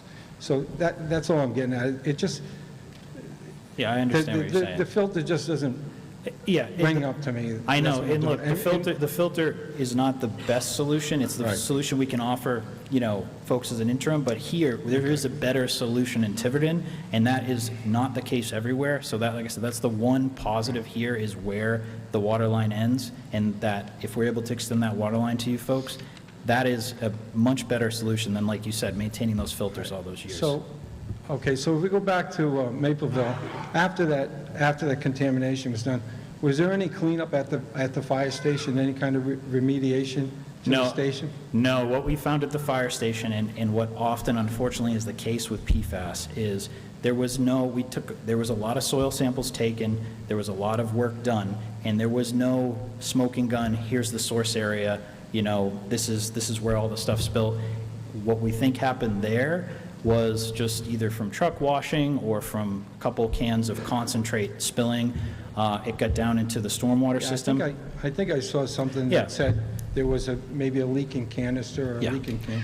Yeah. So given those numbers and stuff. There wasn't Looking like, at these numbers. yeah. We're talking a lot of foam, because the foam, right, is 3% and then 95% water when it comes out.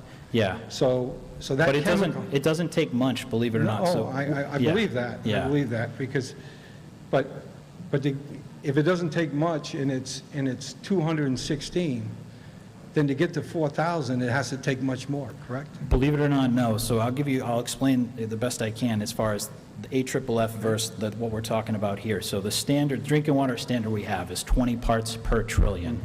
In the AFFF concentrate, that 3% concentrate you talked about, whether that came in a 5-gallon container or a 55-gallon drum, that levels in there were about 20,000 or more. I'm just using 20,000 as like an easy math, but they were in the tens of thousands often of parts per million. So we have 20 parts per trillion to, let's say, 20,000 parts per million, for argument's sake.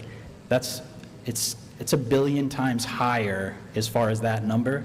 Believe it or not, when we talk about how much that is, it's that many times more.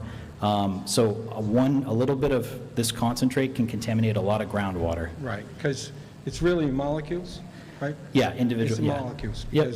Because if my well was 422, and if you took a drop of water, how many molecules would be in there of that? A drop of water, a number that I can't even say. It's 28 like, billion. Yeah. Probably around there. Oh, it's more than billions. It's And more then- than quadrillions. And then when you yeah. get into cups, it's trillions. Of water, yeah, but the Yeah, PFAS no, the no, PFAS, yeah, molecules, yeah, the right? molecules of That's- yeah, PFAS. yeah, It's so- not. so It's not going to be that's that kind much. of when Yeah. you look at a drop, you kind of you got to look at molecules too, Yeah. right? Is that how I understand it? I guess. Yeah, so it's the concentration in that drop of Okay, water, but okay. still, almost all of that drop of water is water, and the tiniest bit is PFAS. Okay, and I got one last question. I know we talked about it not going through the skin, and so I did see this study that I was reading in the Birmingham University study, and it said that they have this reservoir, skin reservoir effects that allows some of that to, in a hot shower, up to 38%. Is that study something that's maybe not too reliable? Is that, would we look at that and say, maybe that's not reliable? I'm not familiar with that study. Can you repeat again? They said that there was a reservoir? It calls it the skin reservoir effects, and what it does is the hot shower will open up pores and allow some in, not all, but up to 38%. Now, So- if I can square that out as not, then it's pretty easy to jump in the shower. You know what I mean? If I can't square it, then it's maybe not so easy to jump in the shower, especially, you know, if the levels are, you know, what we're talking about. So I will say I'm not familiar with the exact study that you're referencing. The reason why we say that PFAS doesn't get taken up through your skin is because there's a layer of fat underneath your skin. And PFAS is designed to repel oil, right? So it can't get through the oil in the hydrophobicity of the fat under your skin. So I'm not super familiar with that study. I'm happy to give you my contact information. I Okay. can check it out later, That's fine. and we'll come up with a more conclusive answer All right, for you. terrific. Thank Okay, you. thank you.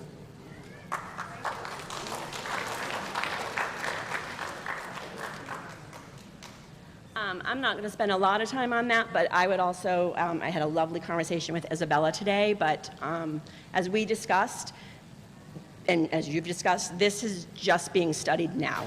So we're talking 10, 15, 20 years, so we have no idea if it is going to be a problem in our skin.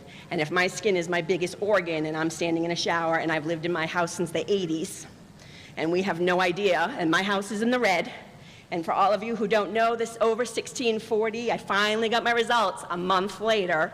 So my one other question would be, do we have more labs jumping in now to finish testing? Because the state lab, we'll just leave it at that. The state lab did not do their job as far as I'm concerned.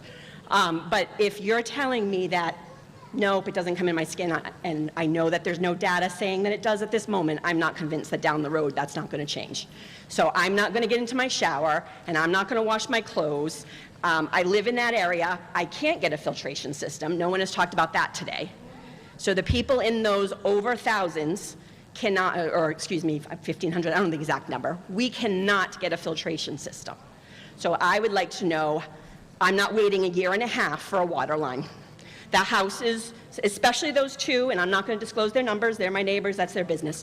Those two houses, the one right near the fire station and the one right next door, need water yesterday.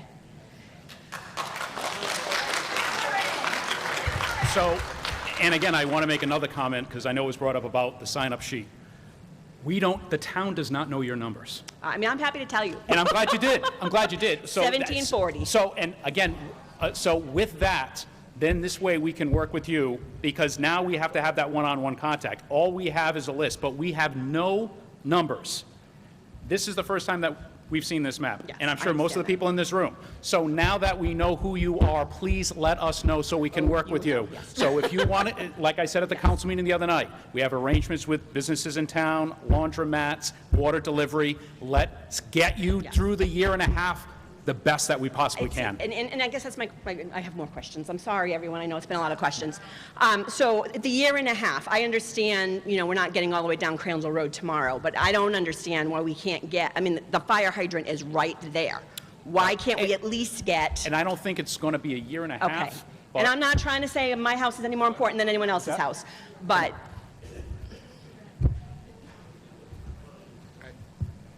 Unfortunately, at the end of the day, it comes down to funding. The North Tiverton Fire District is a small municipality. But we and have funding, is my understanding. We have grant money, so don't- the town gave casino money to start the engineering. We Where are we don't in have all of it yet. Where are we in the engineering process? It just began. And how long does that generally, these are the questions, I don't know. How long would that generally take? Weeks, days, months? Usually, just the design could take 60 to 90 days. Okay, but, and again, I know really limited about engineering. That line from the fire station, at least to those two houses, is a straight line. Why aren't we digging? Why aren't we taking the equipment from up the road? And you can laugh at me, and you I'm can... not Okay. laughing at you, I'm laughing at the procedure that it's going to take to do Okay, this. well, it needs to move up. I would also like to know where the state is in moving this along. Where's our governor? Where are our state reps? Why are they not here? This is an emergency. And we're not part of the town. We don't get I any understand. I funding know. from Yep, the town. I know all about. I So- know all about. Yeah, where's he? Where's he? We're angry. I'm not trying to direct it at you. I know it's not you individually, but But you are at there- the moment. I'm and trying that's to fine. answer I'll the continue question. to direct it to you. I'll continue to direct it to you. So I don't really want to deal with you anymore. What I'd like to do, if I could speak to you, Mr. Administrator, again, please. Because what I am saying to you is I don't want excuses. I want to know why it's not moving quicker. I want to know how it can be moved quicker. It needs to move quicker. I cannot be expected to stand in the back of my shower for the next year and a half. Raise my son in that house for the next year and a half. I will not do it. And I don't blame you. Thank you. So- That's all I think I needed to hear. Yeah. Thank you. So, and I don't blame you. Work with me, I work will, with I us. will. Water lines do take time, because we just can't dig a water line because I there's appreciate all that. engineering behind it, and I know you understand that. Yep. It's going to get done. We want it done yesterday as much as everyone wants it done. We want it done right, and which is part of the reason why, with bureaucracy and funding, Yep. there are millions of dollars in the pipeline coming, but it can't come fast enough. No. Which is why the town authorized to get this going. This is the first time, given that this is a legitimate town emergency, that the town actually gave money to the water department that is not an entity of the town, just so we can get this going. But I'd also like to say, this is a state emergency. We are the highest levels in the state, so I would like to see some state representation down here as well. I do believe, I did see two of our state reps, they are in the room, they are aware of this, Sorry. and I know DEM, and that's okay, DEM and DOH have been communicating to them through their communications departments. So they have been part of this email thread. They are aware of it, and we will work with them. The state legislative session is coming up. Let's see if we can get more funding. And More let's manpower, more support. Let's continue to Yes. work with you so we can get this solved. Okay. I'm with you. Thank you. My last question for now. Yes, ma'am. So now we're all talking about filtration systems and running out of money and not being able to do them all and prioritizing. If I can't get a filtration system, is my hookup to that line going to be paid for? Because I'm not paying for that. Yes. Okay. So that's going to come from? Yes. Yes, it's Yes. just going to come? Yes. So I have your word on I'm not paying for that. So my understanding that if you are impacted by PFAS, regardless of level, they're going to pay for the line, and they're going to pay for the connection to your home. Okay. Thank you. Thank you.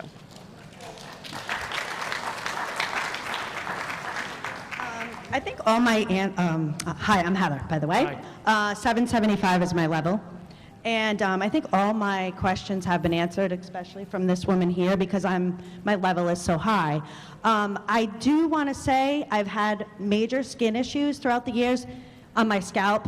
I truly feel like it's tied to the water. And a lot of GI issues. I don't know if that's ever related, but large precancerous polyps, several removed, and almost a piece of my colon had to be removed. Now, I am not, this isn't a sob story. This is a I've been drinking this water for a very long time, and Brita doesn't work, I guess, as a filter. So that's my concern, and I feel as if other people that have health issues should really stand up and speak about them so that maybe we can support each other.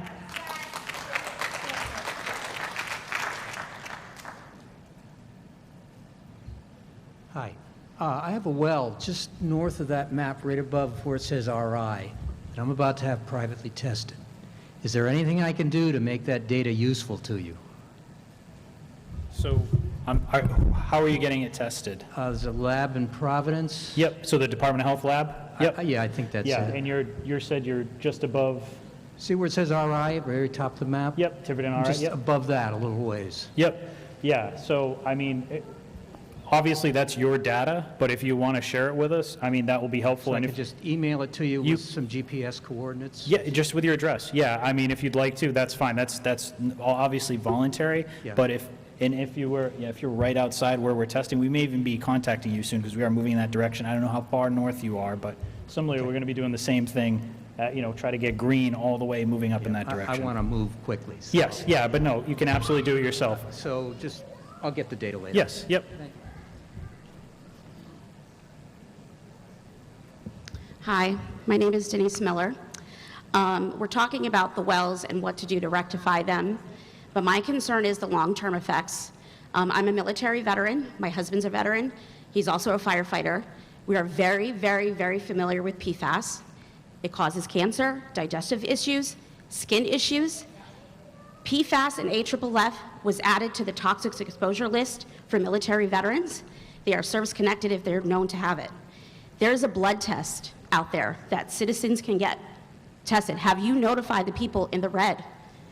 Go get a blood test, find out where your blood levels are internally, and if they come down with any of the conditions that are linked to PFAS, what is your plan to do to help them medically with the bills that are going to come up if they have cancer or if they have any kind of chronic long-term condition from this contamination?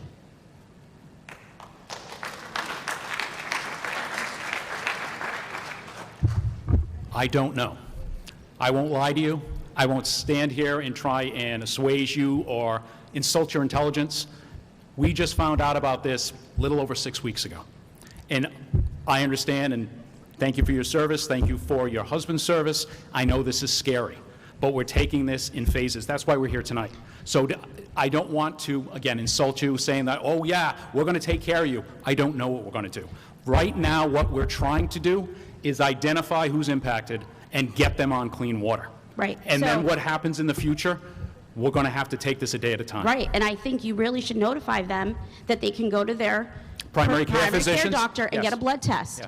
And I think, really, I mean, it's a state issue, but at the end of the day, it could actually be a national issue. You know what I mean? Like, the state representatives should be down here, the governor should be down here.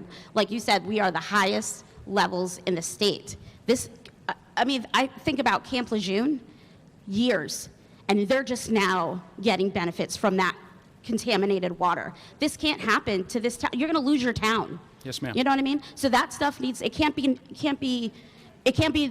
don't know just now. That needs to be talking. You need to talk about it It's now. why we're here, because I know, but nothing's been mentioned about the health effects and what they can do to get Well, tested to see if they have the internal So the test is a great contamination. question, and that's something that I'm sure the Department of Health will follow up on. And like we said, these slide decks, I know they went by kind of fast, but there is health information on there, and I'm sure that the QR code is there that will lead to their websites, and I'm sure that they will contact you, us, and we can post it on our websites, we can post it on our fact sheets, and we can get that message out there.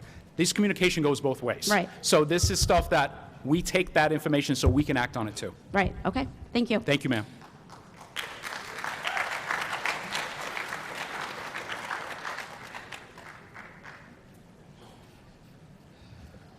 Craig Comito, 204 Saxony Ave, way down South Tiverton off Crandall Road. Most of my questions were answered by everybody, and the involvement from the community is incredible. But I just have a few more questions. So, issues with the lab on testing, there were some issues, some broken equipment. I guess it's been rectified this week or last week. I don't know if anybody has insight on that, but there was some broken equipment on phase 2 of the test, I understand. The equipment has been repaired, I believe, right? Yeah, yep, the equipment is back up and running, and it looks like we're current through the end of July. Yeah. Okay, so as far as expediting these tests, how long does once you receive the water, how long does the test actually take? How long is it? Yeah, sorry.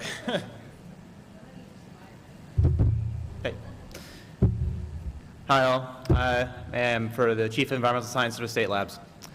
So the test itself is, one injection of the test is 16 minutes long. The instrument itself is running 20 hours a day currently, and that's typically about 90 samples, but that's not all everyone's well samples. Some of that's blanks, some of that's QCs, some of that's calibrators. So out of every injection, probably on average, the 5th one is a sample. So it takes a long time to go through these. The other aspect is, you mentioned the second part of the test, second part of the water. First part is the extraction process. When we get your water, we actually typically extract it very quickly. We have 2 instruments that extract 8 bottles at a time. That takes 4 hours per instrument to extract those bottles. And again, if you have the sample bottles that you submitted, one of those is a blank, one of those is a QC, and one of those is your actual sample that we're testing. So again, it's a slow process that works through those, and we're doing those as they come in, and that's actually the fastest part. It's just when they get an instrument, that's when it slows it down. The instrument just takes time to run through it. It's a long run. There's a lot of analytes we're looking at. So I know those lists just had like 5 different PFOAs, but the actual method we we're using has a lot more included in it that we're calculating. So I don't know if you've seen the results sheet. It has a list of tens of analytes. I have not. Oh, so it has a list of like tens of analytes that you'll see on there. So it just takes a long time to separate those out, and that's just the basic chemistry behind it. So our typical turnaround, we'd say before any sort of influx is 2 to 3 weeks. So 10 to 15 business days from sample receipt, and that's a backlog of what we had before this. So things come in, we're pushing through them, but I will say, I was talking with our lab folks today who are working on it. Everything that we have from Tiverton that we got last week is going to be out by the end of this week. And part of that is looking at reviewing of the samples. So I was looking at some of our data today. A lot of it has been run. It just takes an actual person going through to make sure your data are correct. We want to make sure you're getting accurate data, things are looking good. And that's just a little bit of the personnel time on the end of it too. So everything we got for Tiverton should be at the end of this week. A lot of stuff went out today. I do want to say, and I mentioned this to Zach as well, if you order a PFAS test and you add something else onto it, that can delay your PFAS results. We send everything out in batches. So if you did that and you want to see if your PFAS results are available, reach out to us. That'll help. It's just part of our process. So what do you mean you send everything out in batches? So what happens is if you submit a request for PFAS, you can add metals testing, like typical well testing. If you add metals or other things onto it, everything gets batched in our system together. So if you have other samples, we don't report out everything until everything is done.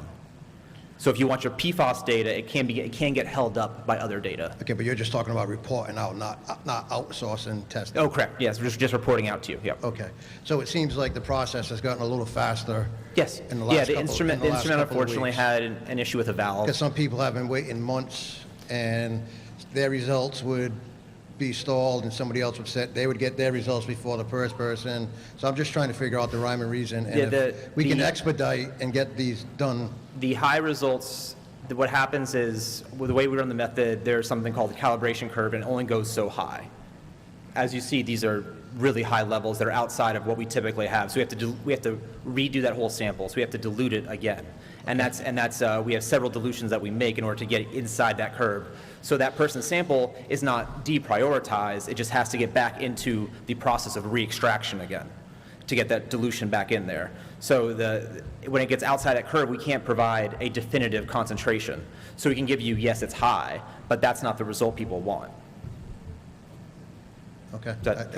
It is good, but I assume you're still testing other parts of the state while you're testing Tiverton, so. Yeah, so we have other. I would hope that Tiverton, with this major issue going on, that we could get to the front of the line a little bit. Yeah, and I'm just going to say since this Tiverton really took off, DEM, so as not to hold up the state lab, and I know a lot of folks want to run their own samples, we've been working with the Department of Health lab, and we're doing all of our samples now through an outside lab to free up capacity for them, because obviously we know that's a cheaper option for folks. So there's no more delays. I think we do have all of the results for Tiverton Pfa'S from the Department of Health lab. We got another batch of like 20 on Friday, and I think we might have got a handful more today. Oh, actually, no, today was not you guys, it was someone else. So yeah, we're actually totally up to capacity with them, and we're using an outside lab now for all the testing, all the step outs that we're doing moving forward. So it should free up some space for the Department of Health lab to address some of the folks outside these areas if they're interested. Okay, thanks. So it got mentioned a couple of times, and I thought it was kind of a little odd, but we talk about, I think, Kristen, you had talked about car washing, and that's like a hot spot to test, like around car washes. How does that relate to our fire apparatus as far as us washing or the fire apparatus getting washed in a fire station? What possibly could be coming off those vehicles contaminating something? Yeah, so what are we looking for coming off vehicles, whether it's a fire truck or a car? Yeah, so car washes in and of themselves, very different situation than the fire department. So the reason we have car washes on there is a lot of those spray-on waxes, those spray-on waxes that we have, those waxes in general have been shown oftentimes to to contain PFAS. So car washes are their own separate thing, and it has to do more with the waxes, because ski wax has PFAS, floor wax can have PFAS, so those sort of waxes can have PFAS. But the fire, from as far as washing apparatus and stuff like that, if there was a response, I'll give you an example. If there was a response incident, you went out, you deployed AFFF, right? It could be just draining the hoses, draining things like that, washing those down.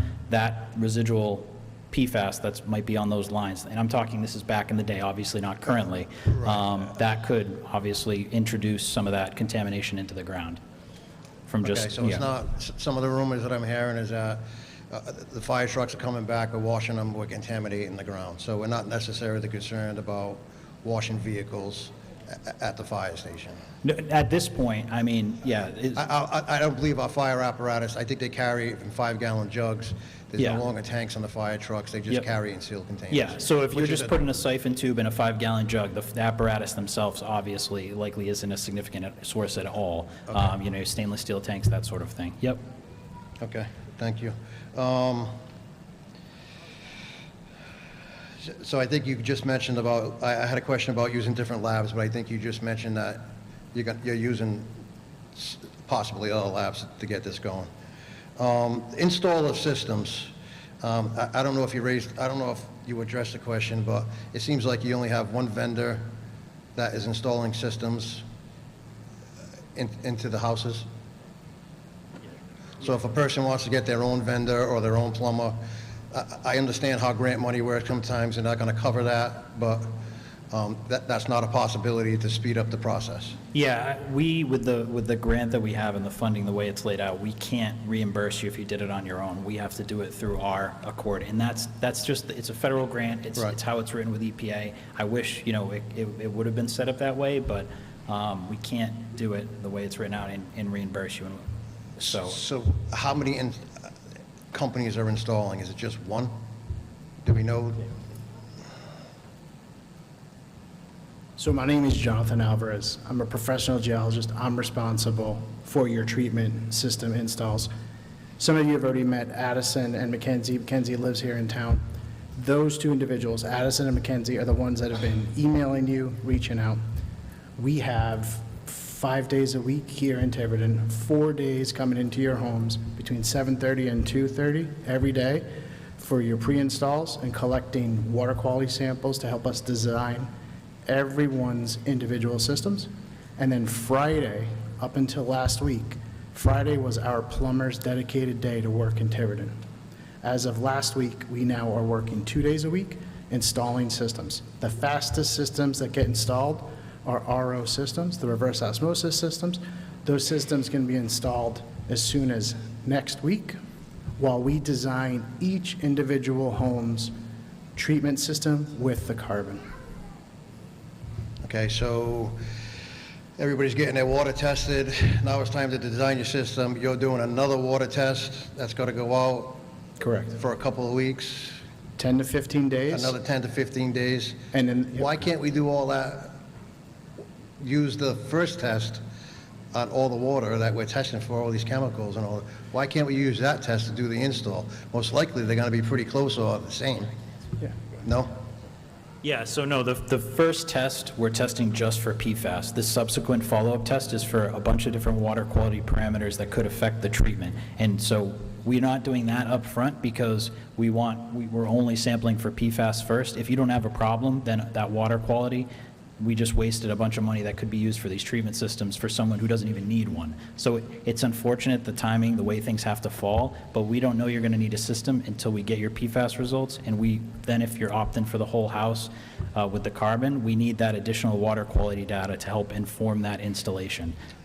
So if somebody already has a whole house system, we're still going to do the water test, but will that eliminate, the water soft, the iron, does that help, or does that system need to come out and we put completely brand-new system that meets your criteria? So I can give you some examples from the rest of the state. We're responsible for the rest of the state and all the other dots.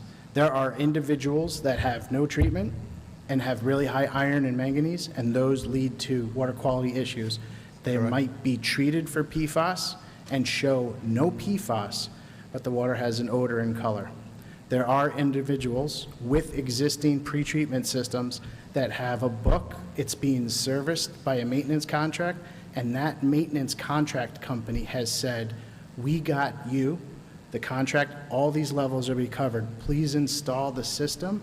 This private company, like the other councilman talked about, they might vouch and say, we're going to give you delivered good water.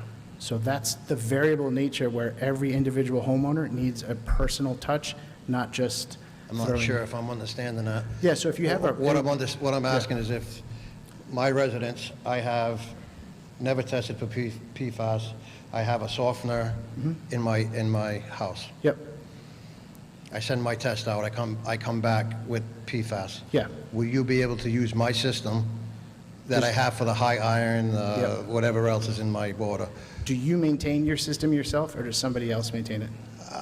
I have a company that maintains it, so the company will vouch for my system if it meets your criteria. The company that installs your system and maintains your system will be able to tell you, because under their contract, they are testing the water to make sure that you're getting what you paid for. Correct. In those instances, those companies are telling us, install the system, he has no iron, he has no manganese, he's good to go, and we have a track record. So you can put your PFAS on top of my system if it meets exactly the water quality check. And in 2 houses statewide, those companies have assumed to take on the responsibility of treating and taking care of the PFAS swap outs down the road. All right, and just to clarify one question while you're still standing there. So it still came down to one plumber installing 1 day a week? We have a plumbing company with a number of plumbers, and we have electricians. Electricians are needed for the ultraviolet installation. So we are doing 2 carbon systems per day, 4 per week, and up to 6 reverse osmosis systems per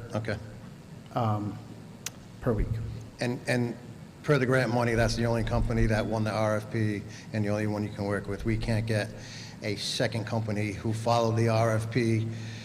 We've put out, so this contract specifically for the water qualities that we're getting in this town and other towns, we've put out an additional RFP to get a licensed contractor to service the water treatment systems that will be needed upfront and first, because homes don't have pH, iron, manganese, and other treatment systems in place. Okay, thank you.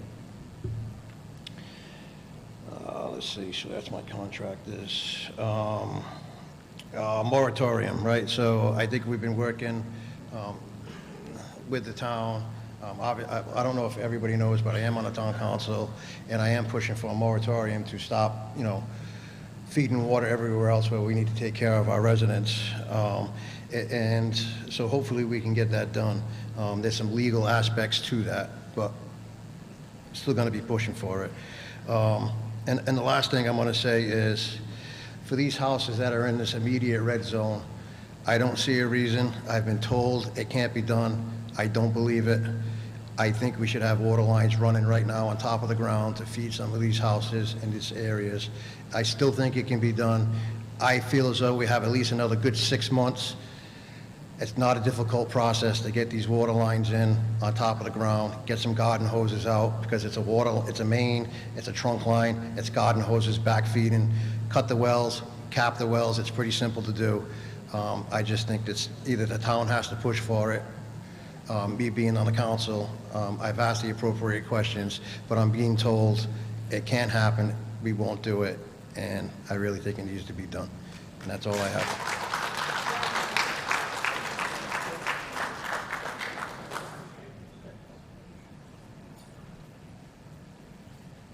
My name is Pete Walsh. I live on 45 Otaki. I'm in the red zone. I've been living here for about 10 years. Kirsten, I want to say thank you. All these guys, they're our friends. They're really helping us out. So, a lot of hard questions, a lot of people coming down on you and, pissed off, rightfully so. But keep up the good work, like I told you on the phone. I think I might have been one of the first ones to reach out to Kirsten. She picked up the phone right away. She was really knowledgeable. She helped out a lot. So just in her defense, probably inundated, Bob, not picking up the phone. Maybe you guys need to hire some people. I don't know your name, but Nick, thank you for all the information you're giving us.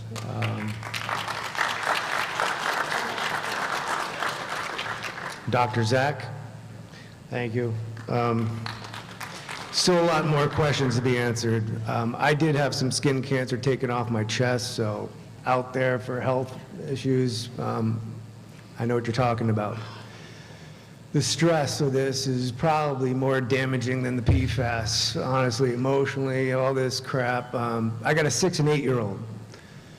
Now is not the time to give my saga, but this town's failed me on the second time. My kids go down to Little Compton because I didn't want them in the school district. Whole nother story.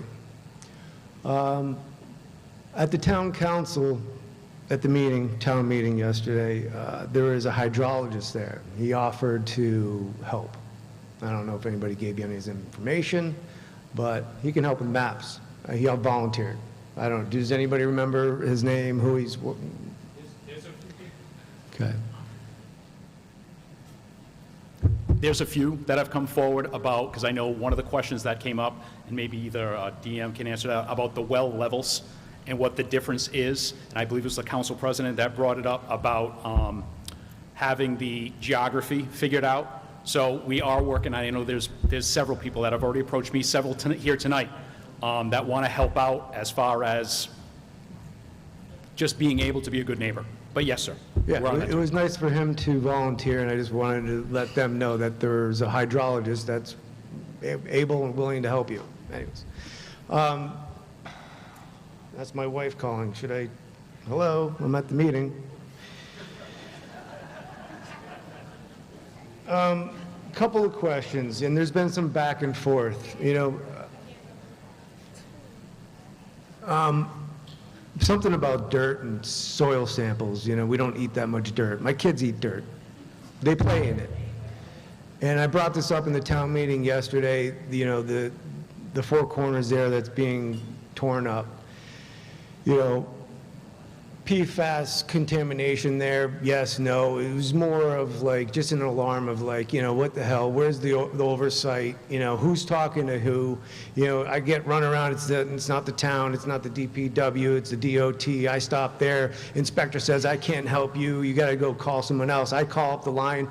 I swear I went to DPW office. The woman who was working there, the phone, it disconnected on me. It didn't even go through. So the numbers I'm getting, I can't even get through to people. So I understand the frustration. DEM, are you working with the EPA?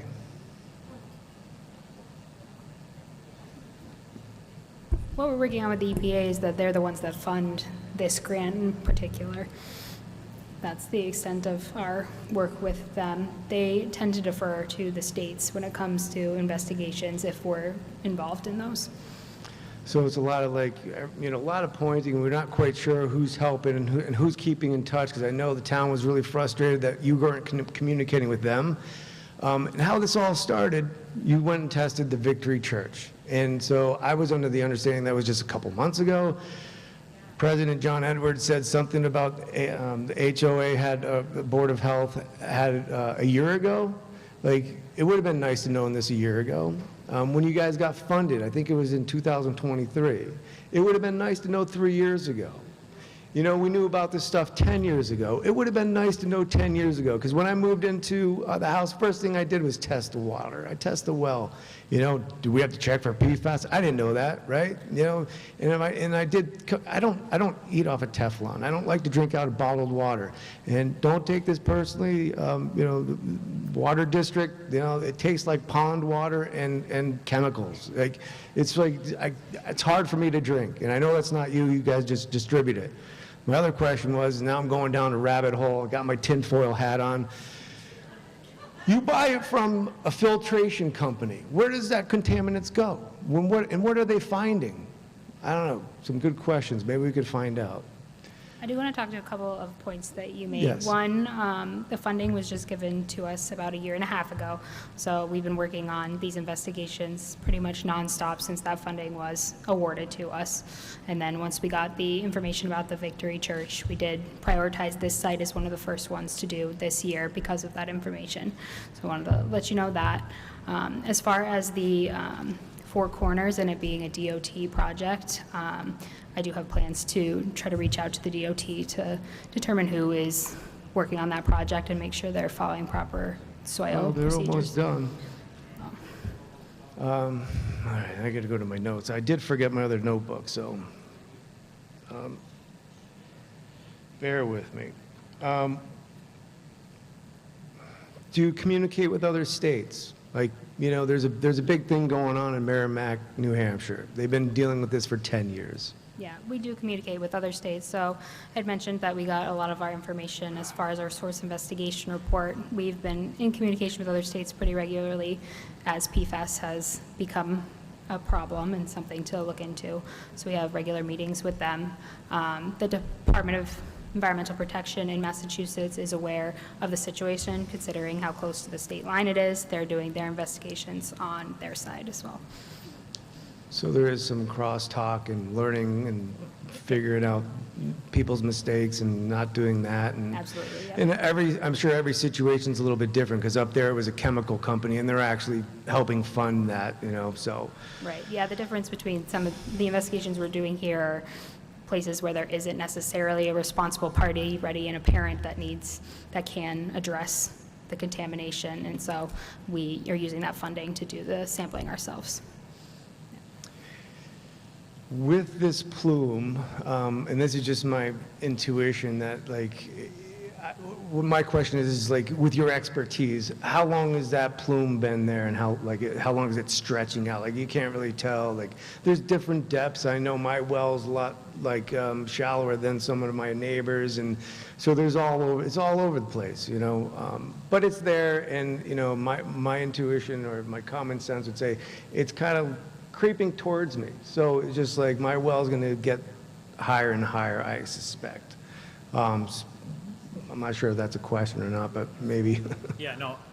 So it could be that this happened a long time ago and the levels are coming down, or the release is more recent and they're going up. There's no way to know, because right now we have a single snapshot in time, and I wish we could, but had more info. But where we just have this one snapshot, we don't know at this moment, right? And if we sample tomorrow, it wouldn't make a difference. We'd have to have years of data to know whether it's getting, you know, whether concentrations are going higher, or maybe most of that source area has been expent and now it's just kind of slowly getting more diluted. We don't know. So moving forward, maybe we should do some test sample wells, right? So you put some wells down, you put them around, Yeah. and, you know, and we should start monitoring it. So like I said, Yeah, this for is future this is not research this is and- not the end of the situation. I with Tiverton. I understand this. Yeah, No, yeah, it's no, gonna no, go- no. it's We're gonna not. go We're on not for just going years and to. years and years. It's a ticking time bomb for people's health. Yeah, So time absolutely. is of the essence, kind of.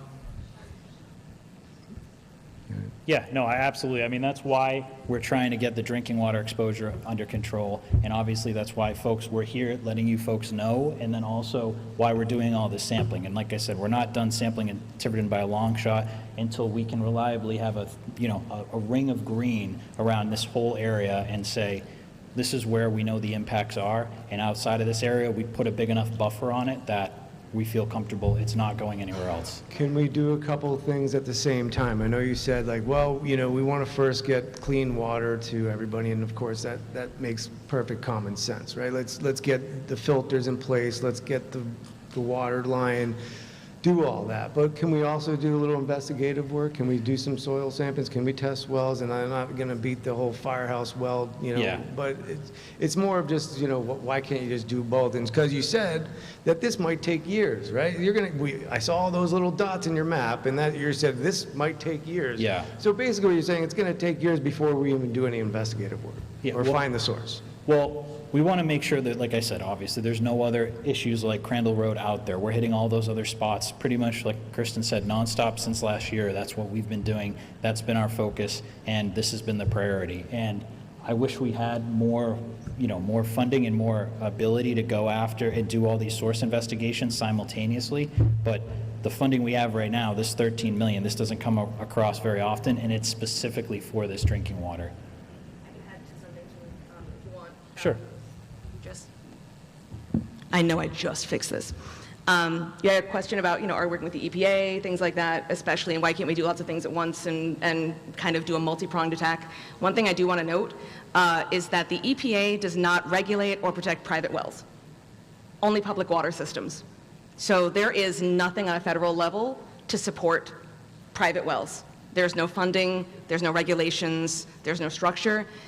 There are states that don't even have private well programs. It's kind of horrifying. So that's why we kind of need to focus up what funding we do have, is because that's all the support that we're getting, and we have to try to figure out what to do with it well water-wise.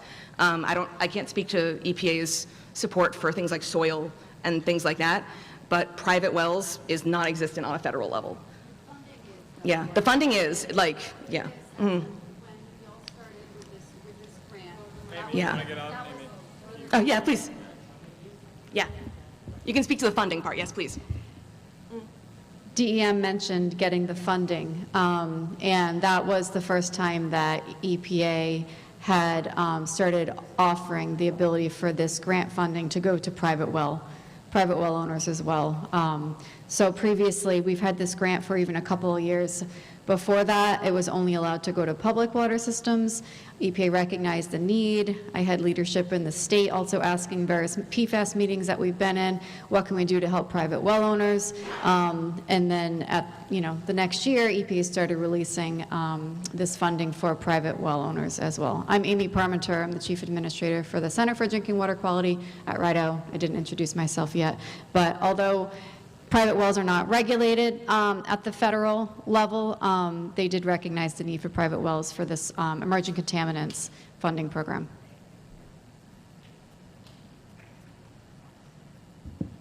Does the EPA cover protected drinking water, like protected, I'm losing my word here, but we have a sign up at the on our road that this is a protected. Thank you. Help me out here. Yes, no, it's a yes. I'm tired. I'm exhausted from this, and I'm trying to stand up here and do the good fight for everybody. But I guess that's it for me. Thank you.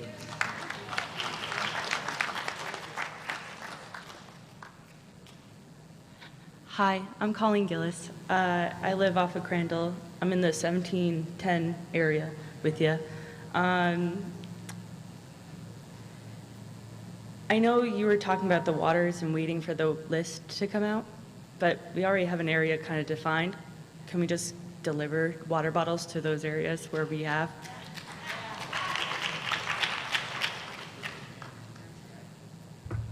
Sure. Awesome. And second, I might have misunderstood this, but when she was up here asking about the filtration systems being able to go to the above 1600, was that we can get filtration systems? No, so what we're currently saying with this is above 1,600. No, because, and the reason is not like it's not going to do it. It might treat your water, but we don't know if it'll be for 2 weeks, for 4 weeks. We can't reliably tell you when to switch that out. And like, I wish we could pay for the maintenance, but it would be, we'd be changing filters so frequently, and it would be an enormous cost for you. That's why the bottled water is a better option. It's not obviously a good option. I wish there was better options out there, but it's just at those levels, you would potentially be burning through carbon at such a high level, and a reverse osmosis system might not be able to effectively treat that at those levels. And so it's a very unfortunate situation here with those high levels.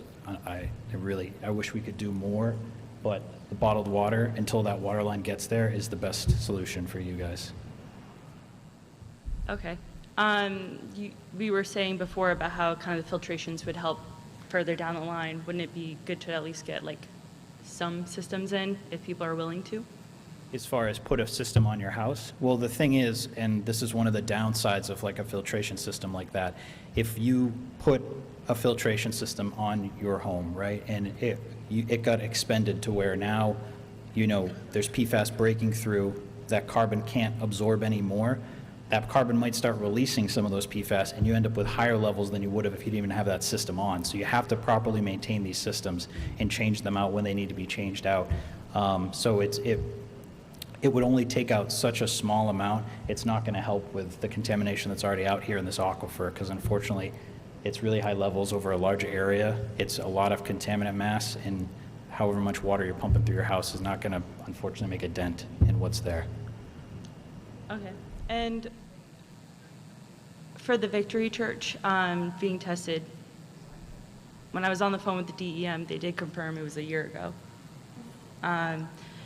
So I just joined pretty late because I got out of work and made it here, but and so it might have been questioned and answered already, but they never, once they tested it, they never told the town? No? And so once they didn't tell the town, how is that handled? Have you guys done anything to like motivate them to tell you in the future?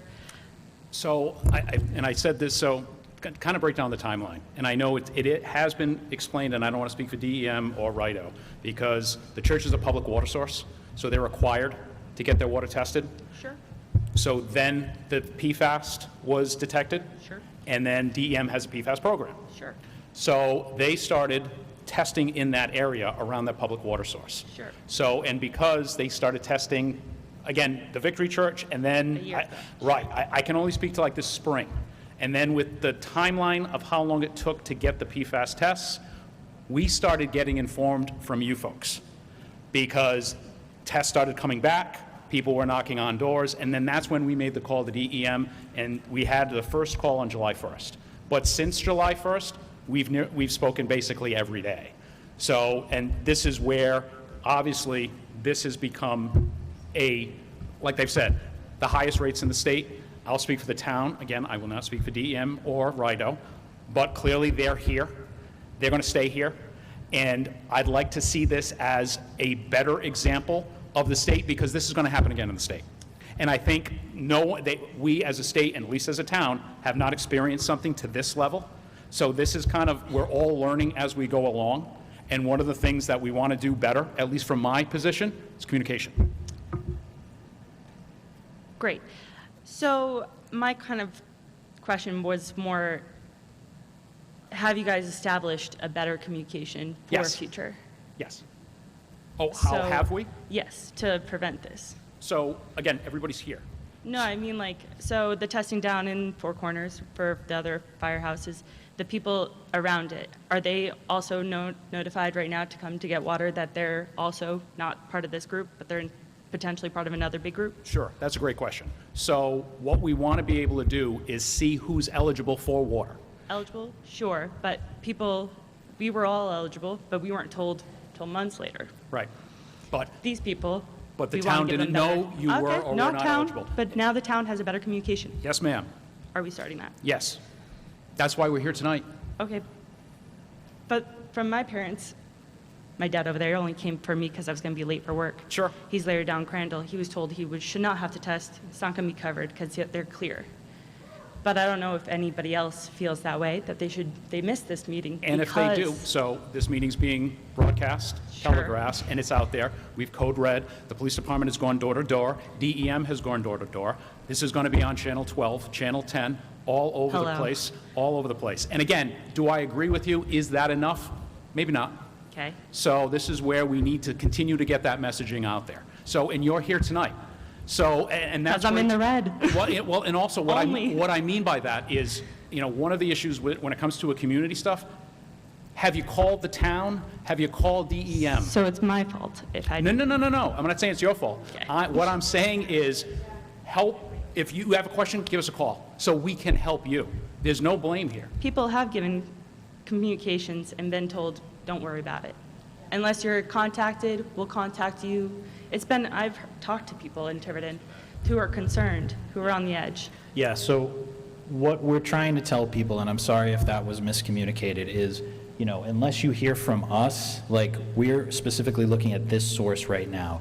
Testing your well is something, you know, everyone should regularly test their well. I think Shannon can speak to that. She's PFAs aren't part of the regular test. Exactly. You have to So be told. PFAs are a new thing, right? And if anyone, we're trying to make those resources available for folks to be able to do that if they are concerned. But, I mean, where we are right now, we're trying to just get a handle on this source. But as far as folks further down Crandall, if they're a mile down Crandall Road, based on how this is looking, this source area is How about if likely they're on not. Stafford?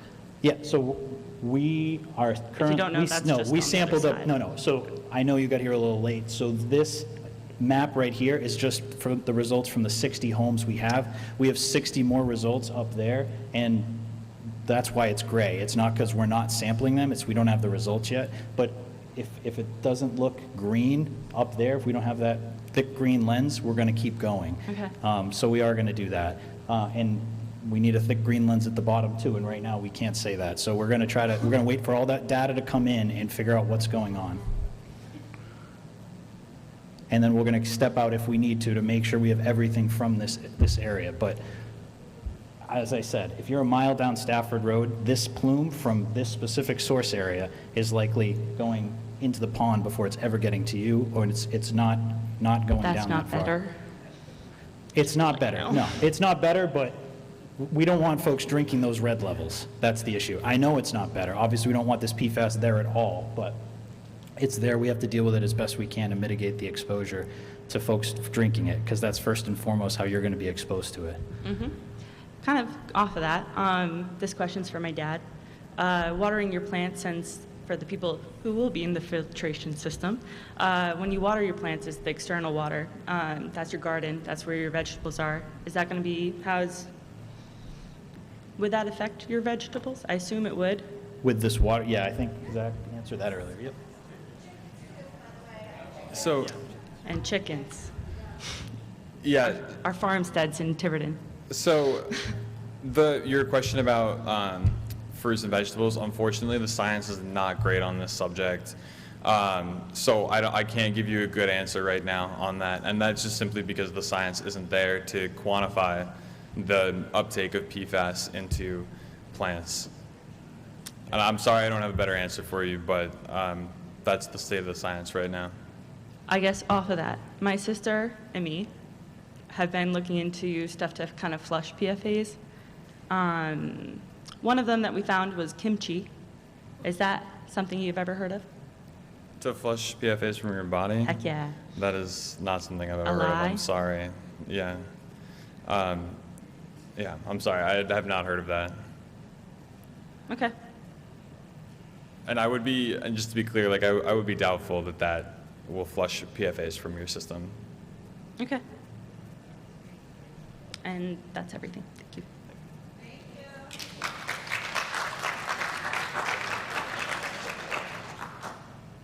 David Paul, Warren Avenue. Thank you guys for being here tonight. It's been a ton of good information. I'm actually asking this on behalf of a resident that has some medical history going on. He's been in that red area for about 16 years. I Googled. I know I don't believe everything on Google, but is there a test, a blood test that can be done to detect PFAS? If anybody's concerned. So for those that don't know, yes, no, there isn't. So you can test your blood for PFAS. That's not typically something that we recommend. The important point is not the level that the blood test comes back with. The important point is cutting out exposure where you can find it, right? Naturally. So these tests, they might not be covered by insurance, might be expensive. The more worthwhile place to put that money is in a private well test. So the subsequent follow-up, this is most likely between them and their physician. There's no known, it's kind of along the lines of the kimchi, there's no known treatments or flushes that could assist people in getting that out of their system. There's nothing approved right now. Okay. Yeah. Beautiful. Thank you, and thank you guys for being here, and our town staff as well.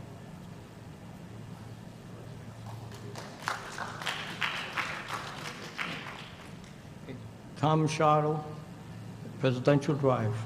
Okay, I had 105 questions for you guys tonight, but I got enough of answers. okay? Just the mic, sorry. Thank you. Couldn't hear you very well. Thank you. So I'm down to 5 questions. Okay, I ran out of paper.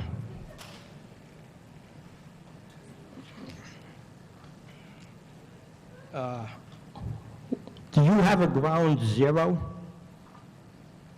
on that? By the way, I'm in the red zone. Two wells. Yeah, so ground zero, no, not yet, because as you can see, like, we have that red up there, and we don't have the results from the homes on the other side yet. So there's no bullseye, if you will, yet. Okay, at the point of the red. Yep. Okay, what's that location? Is it on the south side of Boogamush Road? So so the dark red is right, if you see where Crandall Road is labeled, and you goes right through that road, RD. So that's kind of the hottest area right there, is what it shows right now. So I don't know if you can get that a peak cursor is up. pointing east? No, so the way this is drawn, we have that point up there because we have a data point up there at that point, but that doesn't mean that's where it's coming from. That's just that there's a point there, basically, that all these, the way this is a funky shape, it's because those are known results. Yeah. And we're just trying to draw the concentrations between the things we know. All right, so you don't have a ground zero point yet? Not at this point, no, because we're still waiting a lot of data. Yep. Okay.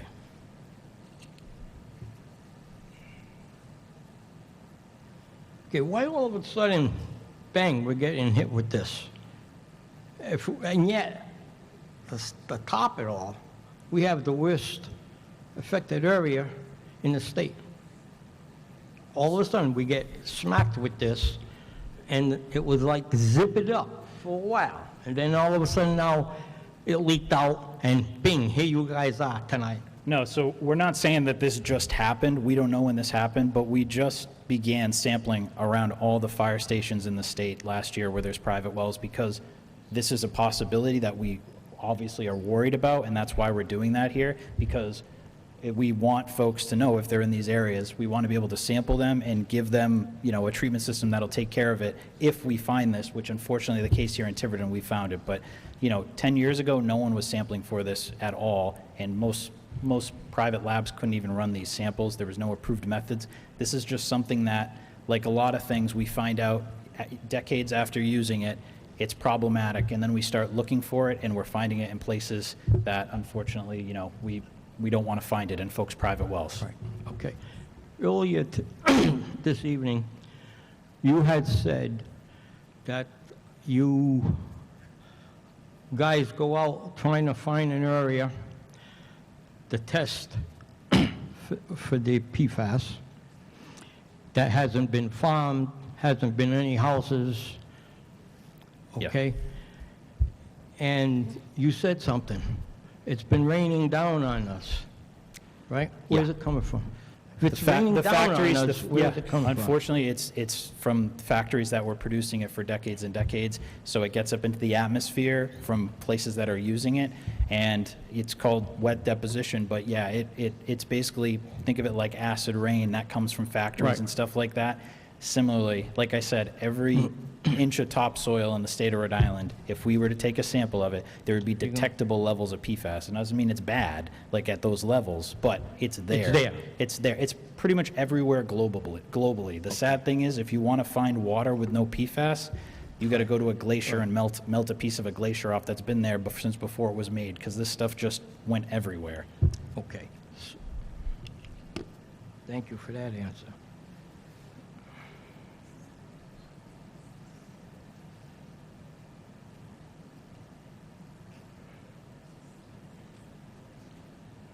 All right. Okay, so 2 questions left. Okay? I got some PFAS here. I'd like to know if any of you guys, I know these people don't want it, that's for sure, would like to put some on your skin. Give it a little bit on your skin. Would you be willing to do that with this right now? To just be fast? Yeah? It's a liquid, right? So, I mean, my water, most people's water has PFAS in it, and we put it on our skin every day, right? But you're going to drink a gallon of water a day, you're not going to absorb, you know, even if it was able to be absorbed through your skin, you're not absorbing that much water through your skin. You're perspiring, you're putting it out. Yeah, but it's really this ingestion, because guess, when you drink with this water with PFAS in it, it's going right into your blood, it's getting into your bloodstream directly, and that's what we're concerned with. So when we take our showers, it's affecting us in such a way. We have a lady here tonight who all of a sudden starting coming up with little different issues with her skin and so on. All right, whether if it's related with it, I guess she has to be tested for that, I would believe, okay? But we need to know just more on the effects that's going to affect us, because I'm still drinking my water. I don't have a system, okay? The town needs to pay for the whole system, which the town administrator said that, yes, they'll hook up, right? There's a T put on right at Presidential Drive when that system was put in. I went to every single damn meeting there, right? I was the a-hole there, okay? Can't believe that. But, okay, for every avenue and every lane, they were not putting a trunk or a T as it passed that road, because it was not a road accepted by town, okay? And I argued about that, and they said they were going to do it. What if they did or did not? But again, here we are. All right, I'm 80 years old now. I don't have the bullfight in me anymore. I doubt that too. Okay? So, the thing is that the town owes us people. We pay the taxes. I'm paying $12,000 a year for property taxes, okay? No way, Jose, man. I've been at this location for 54 years. I've been in the town of Tiverton since 1960, okay?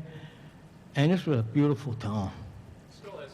And all my neighbors here, all good people, all right? And all of a sudden, we're getting hit with this, and we're all concerned about the value of our house dropping down. You know, does the town want to own a lot of property? You want to buy a piece of property that's been affected by this water? No. I built houses for a living, okay? Now, thank God I'm all done with that stuff, but still, right? Anyone that wants to buy a house or a piece of land that requires a well, or it's in an affected area, they're not going to buy it. So now my property is like, it's taboo, man, get the heck out of here, okay? So you guys have got to do something for us, all right? Especially the ones who have the bad wells. That's sad. And we think the answer to this is the town water, is to get you on the town water. And I understand what you said before, sir, and you're not wrong. When it comes to the private laneways and the issues that the town has faced before, you're right. So, but going forward, which is why the town front-loaded the money to get North Tiverton Water started, so we can do the engineering. And the only thing that we have going against us, unfortunately, sir, is time. So am I going to hear, well, you're on a lane, or you're on an avenue. That's a non-accepted road. That is, you're not going to come up there because... My goal is to get you water, whether you live on a lane, a road, or a driveway. Well, I'll hold you to that. Yes, sir, please do. Tonight's being documented. Yes, sir, it is. And I will hold you to that. Yes, sir. And one last thing. The next meeting, I hope you have some representatives here, the governor here, and I'm going to bring you guys something. I ain't gonna tell you yet. Okay, But you'll know that day. Okay. And I want to see what you're going to do with I it. like surprises. And sir, I can I do. tell you, and I know we've said it before, they're always invited. We've invited our state reps. And we will extend the invitation as we always do. And why aren't they coming? I cannot speak. Do we have to get a petition up to get their I butts cannot here? speak to that, sir. I cannot speak to that. And sir, I'm glad that the team that is here is here. Oh, I appreciate Because they're that. going to answer your questions. Right? They're going to answer your questions. This young lady here is the one who came to my house And to do a let testing. me deal with the state reps, let me deal with the governor, so this way we can get the attention and the funding that we need to solve this problem. Okay. Thank you.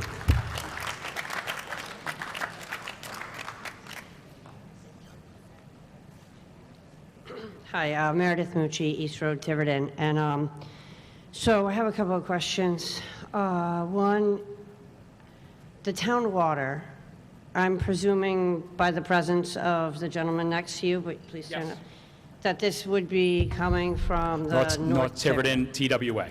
And I am wondering if Stafford Pond has yet been tested.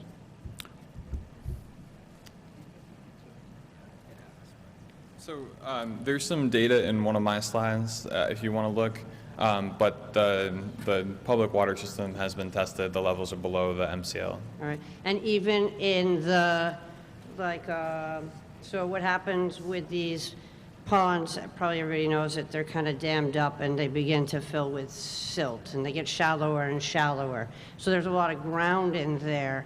So even if we just test the water, we may not necessarily get the results. Like I remember I lived in Boston and you could swim in the Charles River, but you didn't want to stir up the ground. So are we testing, because also with all of the pressure we're proposing to put on Stafford Pond, we're going to see that get shallower and shallower and get lower and lower and closer to that silt.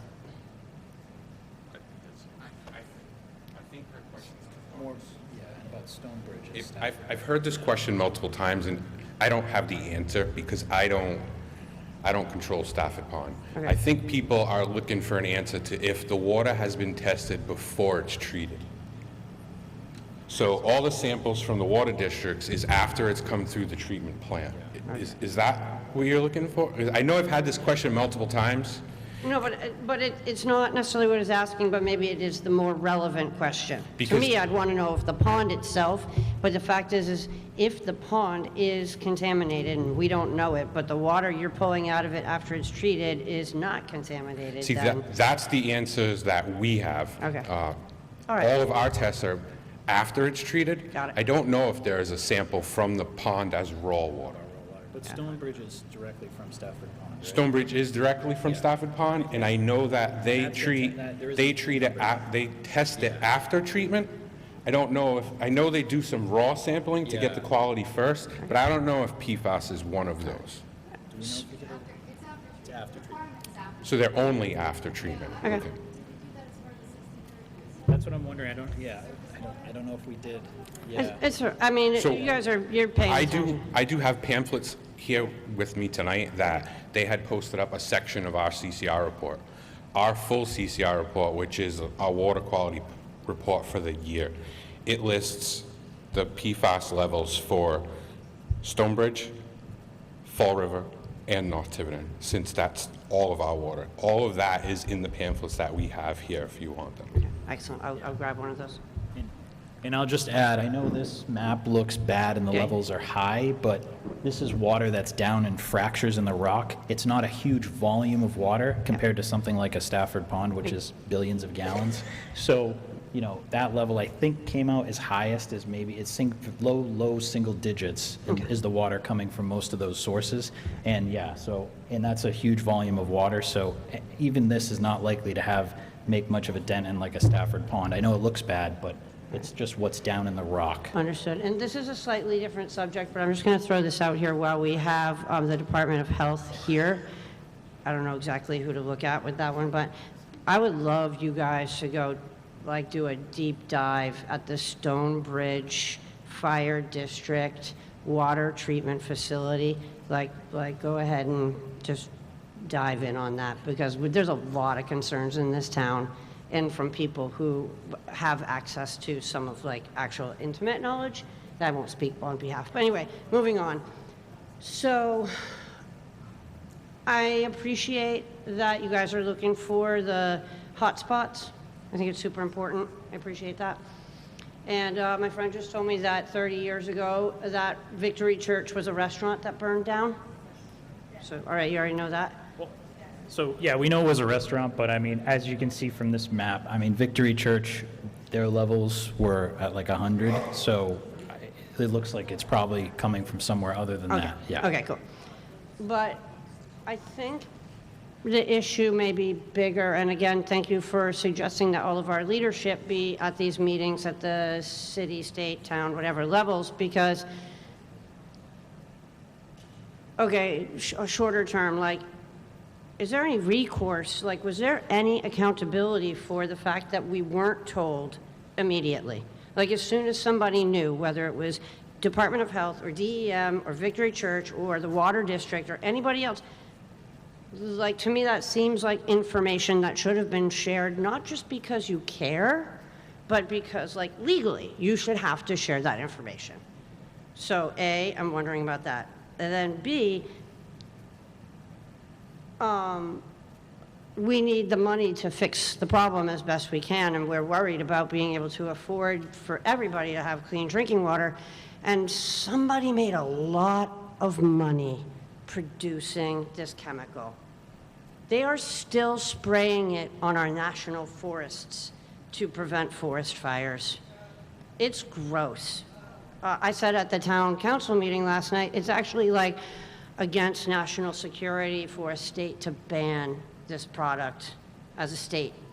So my point being that I don't know if there's anything that anyone in this room wants to do or anybody watching on the news or whatever, but I think that if we want to pay for this, we have to go for the blood money. So anyway, I'm available to help support that project. I'm not an attorney or activist really, but I think that's probably what is going to end up having to happen. But thank you for being here and trying to fix our immediate problem.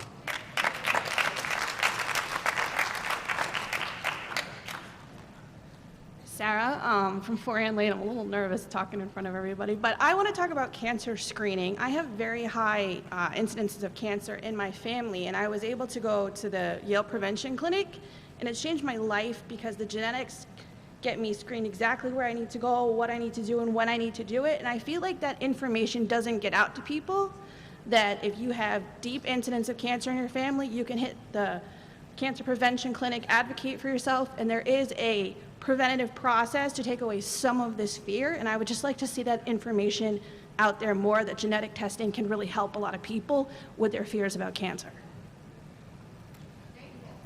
Yeah, thank you. I mean, you know, I totally agree. There's always more that we can do in that arena. I will say that that's not my specialty, but there is a cancer prevention program at RIDO. And they'll work on that, so I'll bring that feedback back to them. Thank you. And then if anybody just has questions about that, just reach out to me, because it has changed my life to know exactly what to do and when to do it. So thanks, guys.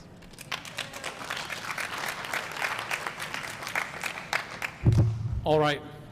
I want to thank everybody who showed up tonight. I want to thank everyone who spoke out. This is not, like I said from the beginning, the last meeting that we will have.